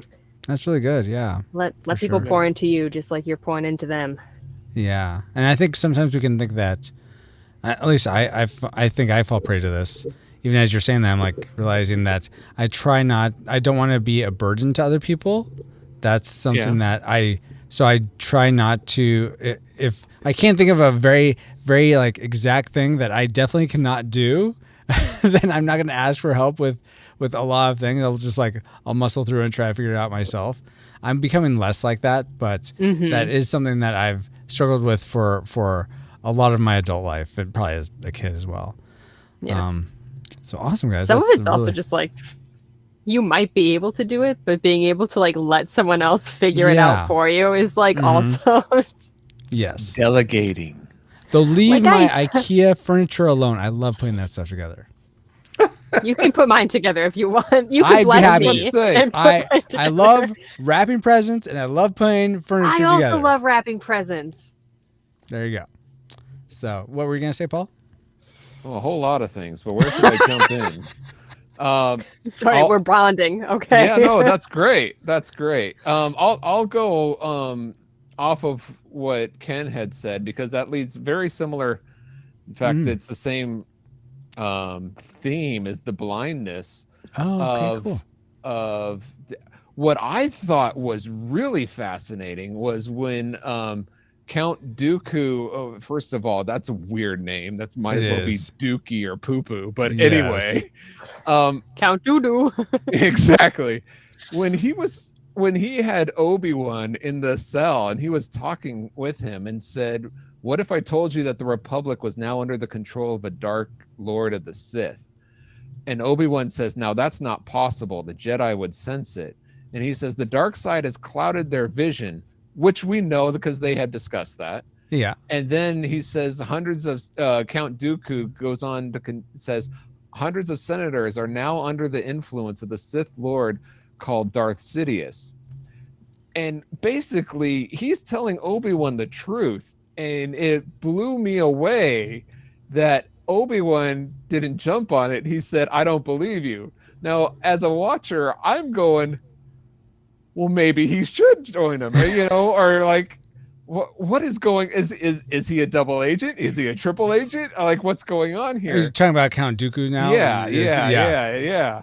And so, and then later you find out that it's a ploy to get him on one side, like the Federation is. But it's amazing that through the darkness that Ken was talking about, Obi-Wan somehow had discernment enough to not believe him. I don't know how, but to me that is just so smart from Count Dooku's perspective like, and it reminds me of how our enemy is smart, and how the devil, prowls around like a roaring lion, seeking to those who he can devour. But and it goes back to again what Ken was saying, the darkness of this world. It kind of reminds, a lot of people talk about the scales from their eyes need to be lifted, kind of like Paul when he was blind. It said there were scales. But 2 Corinthians 4:4 says, the God of this world has blinded the minds of the unbelievers to keep them from seeing the light of the gospel and of the glory of Christ, who is the image of God. And it's a reminder that a lot of these people are blind, and they can't, for whatever reason, they're unable to see the light, so to speak. And that's why we're called then there's the parable of the sower, where you cast seeds, and it depends on the fertileness of the land that they fall on, whether they're blind or not. That's up into God's. But it just reminded me of all this stuff is going in my mind while I'm watching this. Yeah, totally. And so not a question. I'm sorry, but it just I don't know. I was impressed by that whole dynamic. Did that hit any of you, or? Well, it didn't until you mentioned it now. The whole notion that a lot of the time Satan won't just like give us a out and out lie, because that'd be easy to detect. It'll be it'll be truth mixed with a lie, so you can't see it. Right. Or in this case, which I think happens more often, you hear a lot of times, it's the whole truth except for like 1% or like a little bit at the end. But often I think it's a lot. The enemy presents it's the whole truth. It's just out of context or spun a different way. Or, exactly. Yeah. I think that's certainly a technique for sure. Yeah. But yeah, so it didn't hit me until you were just bringing up Squid or Ken. Did that sort of alarm for you? Alarms were going off through that whole movie, but they okay, were Squid, you didn't like Attack of the Clones. We're kidding. No, but what you were saying, Paul, reminds me a lot of the Screw Tape letters. Oh yeah, as they're like writing to be like, it's the gradual slope. Yeah. This is the way we get them. Yeah. Exactly. Oh, goodness. I mean, if you're going to go like Star Wars type stuff, right? I mean, at the time, I recall Dooku was they're always pairs of two, right? Yeah. So he was a Darth Lord at the time, and so his master was Darth Sidious, and so I'm assuming Darth Sidious probably told him to go tell Obi-Wan, unless, of course, as they all do, each student was going to master. Maybe Dooku wanted to take over himself, and so like where Darth Vader says, "Come on, Luke, you and I can take this Emperor out, and we can rule the galaxy together." I mean, Dooku was trying to get Obi-Wan on his side to pull him to the dark side, so then he could then go take a. Because I was thinking about that when you mentioned all this. The look on Dooku's face when Sidious told Anakin to kill him. Okay, it was a little bit of a surprise. Okay, I don't think Dooku thought. Yeah, I don't think Dooku thought that was going to happen. Okay. A little surprised when Anakin did that, because after all, Anakin's also a Jedi too. So you think like, why would he do that? So is this number 3 we're talking about? Yeah, this is episode 3. Okay, I don't really remember. I'm pushing forward, but the thing is about what he said also about there's always people who take the truth or a lie and wrap it around. Like take the truth, wrap it with some lie to make it go down, or either way around it. And so you're like, oh, I got the truth. Well, no, you get the full truth. I mean, there's a lot of people like when Jesus says that there'll people come to me and will say, Lord, didn't I prophesy in your name? Didn't know who you are? He goes, no, I never knew you. Yeah, right. Yes, they were prophesying in probably Jesus' name. They probably, but they weren't doing it in the way that Jesus said correctly. They were doing it in a way that was being deceitful and lying about it. Yeah, yes, you were saying Jesus, but you didn't know me. I don't know you. Okay, so that's why I'm wondering about the whole idea of the lie being, caught in a truth, so to speak. It's like those people that were trying to exorcise a demon-possessed man, and I think this is in Acts, and they went in and said, in the name of Jesus, in the name of Paul, and then the demon's like, Jesus I know, and Paul I know, but who are you? And like beat them up, because they weren't doing it the right heart intentions. It was just like a facade, the whitewashed tombs, essentially. That's awesome, guys. How humbling to have a demon be like, and you are? Well, and to beat him up and leave him running out naked. Yeah. Yeah. Awesome. Squid, was there anything that watching this film, as much as it was a tax on you, did that prompt you to think anything spiritually speaking? So my spiritual point came from the Indiana Jones episode. Okay. Yeah, love it. That's fine. Go for it. That counts. Yes. Okay. So there was a quote, and I for the life of me do not remember his friend's name. It was in the first half. Sir Lawrence of Arabia. Ned. D.H. Yeah, Lawrence? Lawrence of Arabia. Yeah. Yes. That guy, or are you talking D.H. about the future guy who's like, there's no, you're probably. I'm sorry, there was someone from the future in the first one. What? Well, he was like a quote unquote historian that was always saying, "Oh, but it's gonna end bad." No. It was his It was- buddy. Yeah, it Okay. was Ned. The Lawrence of the Arabia Lawrence one of makes more Arabia. sense. Yeah. Yes. Yes. And he, Indy asks him like why he was fighting, and something he had said in a letter, and he says it was the need to preserve some sort of decency, simple human decency in a world suddenly gone mad. And I was like thinking about the sentence, especially in like, I was like, wow, that's today. That is the world right now. Why? What you mean, Squid? I know.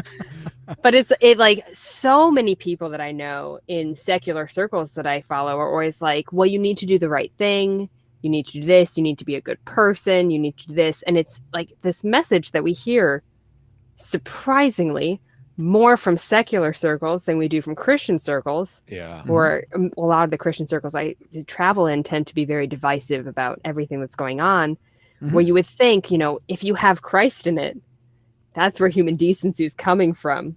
Right. And how unfortunate it is so many times that people without Christ are being a better model of how to be a decent person and a truer form of a human than a lot of the Christians that I know who aren't promoting those good messages and being the person that is Christ-like. And that's it was like a sentence that was like weighing on me a lot. Yeah. Just rough. Well, I think it really, at least I travel in different circles, so I'm having. I travel in the seventh circle of hell. I believe it. No, I'm joking. It's a lie. Well, you go to that Jedi church, so I understand. Yeah, and our that I left, and I'm now a follower of Jesus. Right. Yeah. Yeah, no, I hear a lot of the secular people say, well, you got to do what's right. But I think from my Christian friends, it's at least the sense that I get, I could be wrong. I could be speaking wrong for them, but at least the sense that I get is that everybody thinks like me, and therefore and that's why we all get along. But no, is that I like to was think that a that joke, or like are you me, saying that's what they? Well, Sorry. I'm being facetious because I'm. Bless you. Because I assume they're thinking like me, and that's why we don't talk about it. But how? Well, let's talk about it, Paul. Let's go right now. Right. Here we go. Let's hash it out.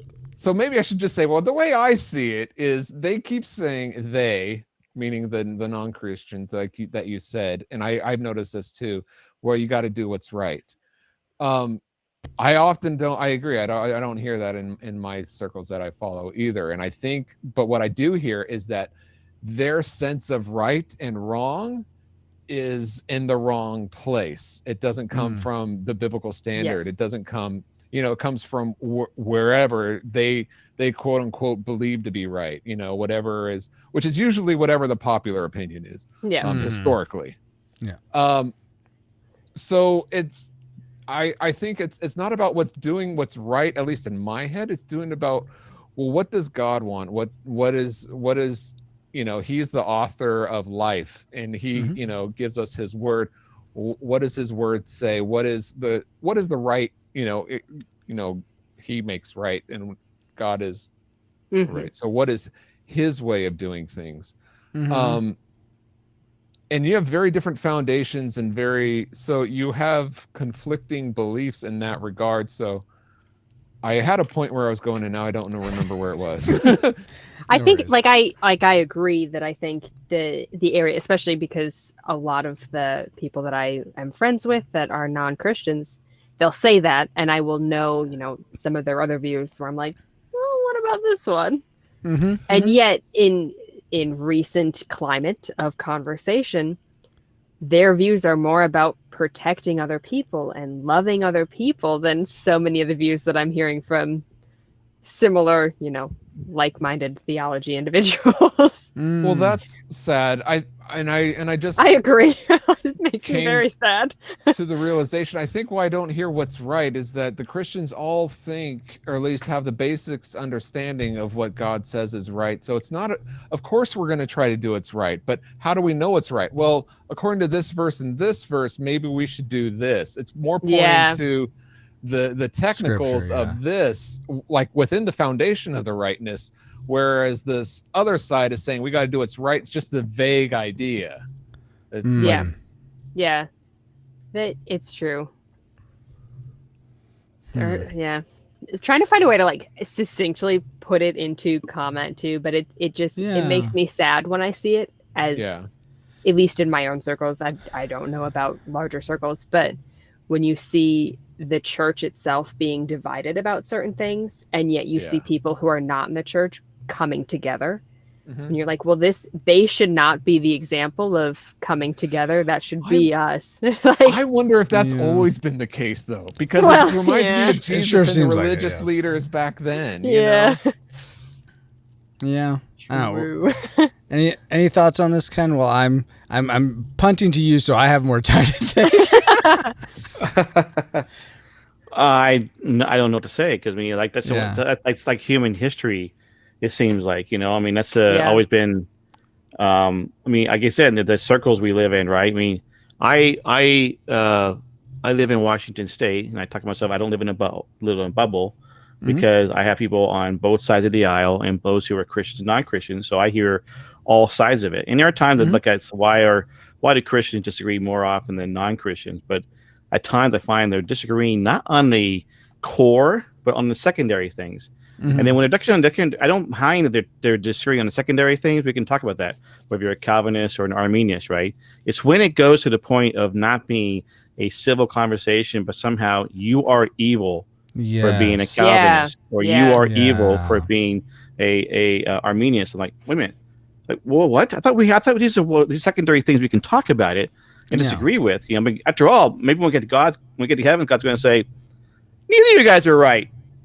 I hate when I tell people, like, if someone tells you they know everything, run away, because they know nothing. The older I get, I know a lot. I've been around the block, okay? But the older I get, also I realize how much I don't know. Yep. And I'm going to say I don't know, because I don't know everything. Yeah. I think you guys have said pretty much a lot of, I think you've all touched on this in different ways. I don't know how much more I can add. The only thing I guess that sort of strikes me as something that might be worth saying is when we get to this point of people that can't seem to talk to each other and just become more and more divided. This is me just speculating. I have no idea I have nothing to back this up. I'm just sort of what I have a sense of is that there's almost like this clash between people that want to do. People that think they know what's right and communicate harshly, even if like Duco, maybe they have the truth, or like, so we could say maybe those are the Christians or not, but people that think they know what's right, clashing with people that think they know. Well, no, that's what am I trying to say? What are you trying to say? What am I trying to say? That's are you trying to say it's better to be kind than to be right? No, I'm not trying to say that. I think there's a dynamic of, I think there's people that care too much about being right, and there's people that care too much about being kind. And I think those two factions are clashing, and that's causing a lot of division, and it's a happy medium between the two. I think what we're doing here is an awesome conversation. We have people that hate Attack of the Clones. We have people that love Attack of the Clones. I mean, it's a good people that love Indiana Jones. People that exactly. hate. I think when you can be face to face with, and I've said this before, but I think being face to face with someone, conversing in this manner, even though we're virtual, but this is so much more healthy and so much more like what we're made for than the tweet storms back and forth or the long Facebook post that's people respond with, well, watch this. Well, I'm not going to watch that, but read this other dissertation I'm about to land on you. Just all of that is not helpful, and I think that just undoes our dignity, decency. Which word did you use? Decency. Squid. Basic, decency. Simple human decency is what he said. And I think we're so. Maybe that's what I'm getting at. We're so at a lack for it. Like you were saying, Squid, that you feel like this is the only. What did you say before? That this is your only time to interface with other people? Oh, yes. This is the only time I see other people. See other people. So that's quantifiably untrue. Like, okay, all right. Day. Okay, my bad. I don't work from home. Like, I get to leave my closet for a few hours every day. What color is your closet? I don't know. I've never been in it recently. Oh my gosh. All that to say, I think this type of human interaction, if we could have more of that and less social media interaction, I think that would really just make a big. I think that's probably. I doubt that's the whole issue not by a long shot, but that would make a big dent in making the conversation more healthy. So I'll say that. I don't know what that's worth, but no, all the time. All the time. Let's go. All the time. Go, come on. All the time. God is good. All the time. All the time, guys. We don't do that in the OPC church. Oh, really? There's no call and response in the OPC. Just a lot of subtle head nodding and very hushed amens. Frozen chosen. That's us. Yeah. So I have one more. See, look at the time. Okay. This should be a quick one. It's just sort of observation more than anything else. Settle at night. Exactly, Bobo. You live in a square. Well, that's good enough, Dabber Man. I think as I observed Anakin, in this, he seemed so like he's having this conversation when him and I was going to say Amidala. No, what's her name? Padme. Yes. Amidala. That is her name. Amidala. Yes. Okay, that's right. Are on Tatooine, and he's like, if someone could just make everyone get together and figure this stuff out, essentially. That sounds like diplomacy conversation. Right. Is that what it was? Yeah. Yeah. And on Naboo, I think, right? Or I thought this was on Tatooine. Regardless, that doesn't matter. No, they're in the fields of grass. There's no grass on Tatooine. Okay, fine. But there's sand that goes everywhere. He slept through it, so it's okay. Oh, it sounds like a dictatorship. Stop mutinying on me right now. Just the way he is going about it and how he's more powerful and Obi-Wan's keeping him down sound very much like Lucifer from this is Isaiah 14:12-21. How you have fallen from heaven, O Lucifer, son of the morning, how you are cut down to the ground, you who weaken the nations, for you have said in your heart, I will ascend to heaven. I will exalt my throne above the stars of God. I will also sit on the mount of congregation on the farther sides of the north. I will ascend above the heights of the clouds. I will be like the Most High. Yet you shall be brought down to Sheol, to the lowest depths of the pit, which is funny that he ends up in a lava pit there at number 3. So it's foreshadowing. Yeah, right. Just the pride that he has, I think, is his main undoing. Well, he didn't say he was going to be the main one that tells everyone what to do. He just said that that's the way he thinks. Later he did say, "I'll be the most powerful."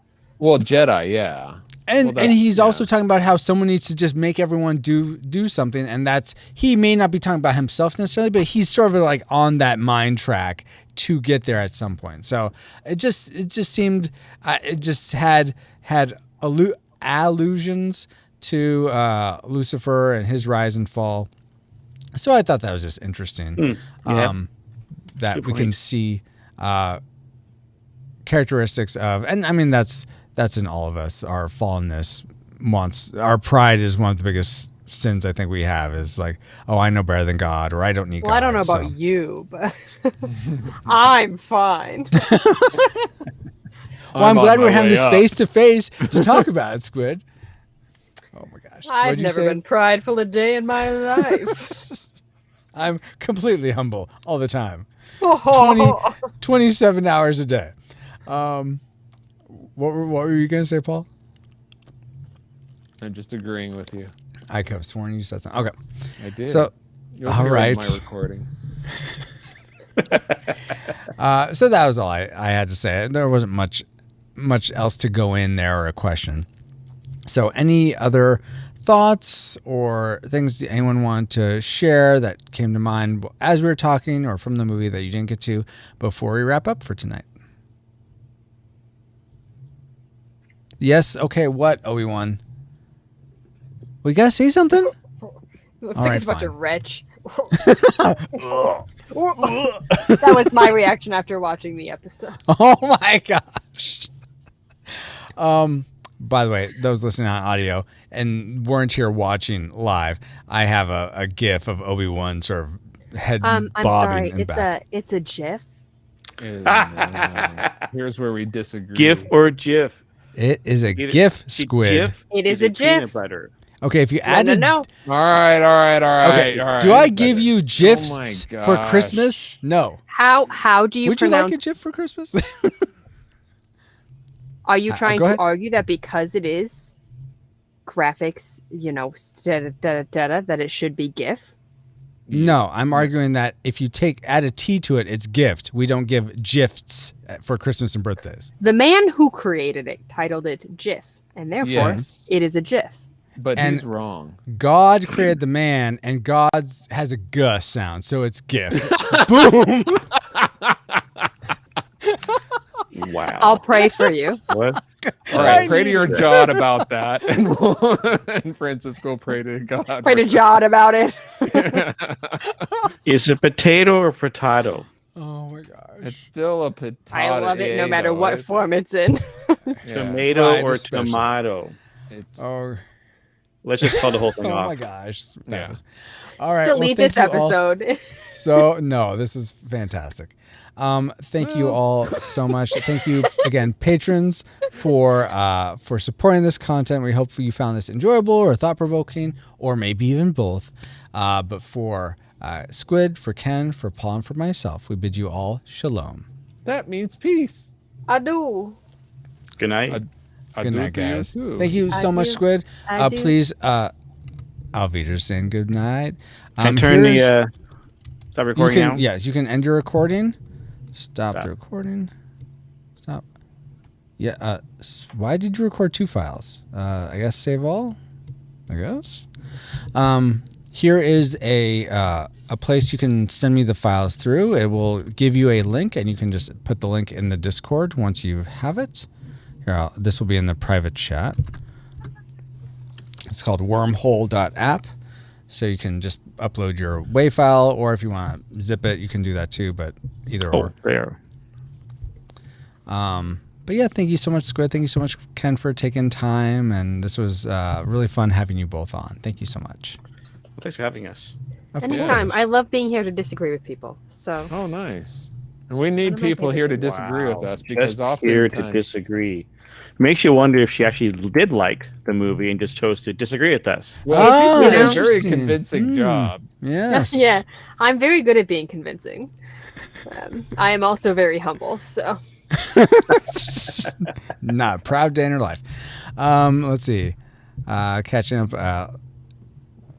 Babo says, I'm going back a bit. Babo says, I'm definitely the humblest person you know. Oh, is that true, Babo? Well, you And know Paul- that's got to be true of somebody. I don't understand why people think that it isn't. Where that is true for some people in their circles. That doesn't Yeah, I mean that just don't they're think that. bragging or I don't Does think a that humble person ever say they're humble?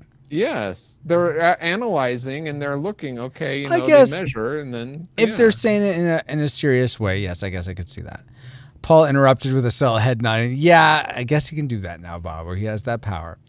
Fabio says, can Squid stop being wrong? She's not wrong a lot of the time. And other times she is. But I that's can't stop, and I won't stop. Yeah, I mean, when it comes to my Python, she's dead right. Dead right. Nope. Unless she's not.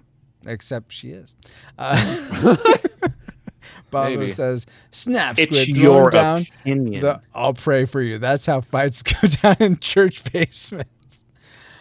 Stars taking bets. I know, I work disagreeing at a is the church. best. Oh.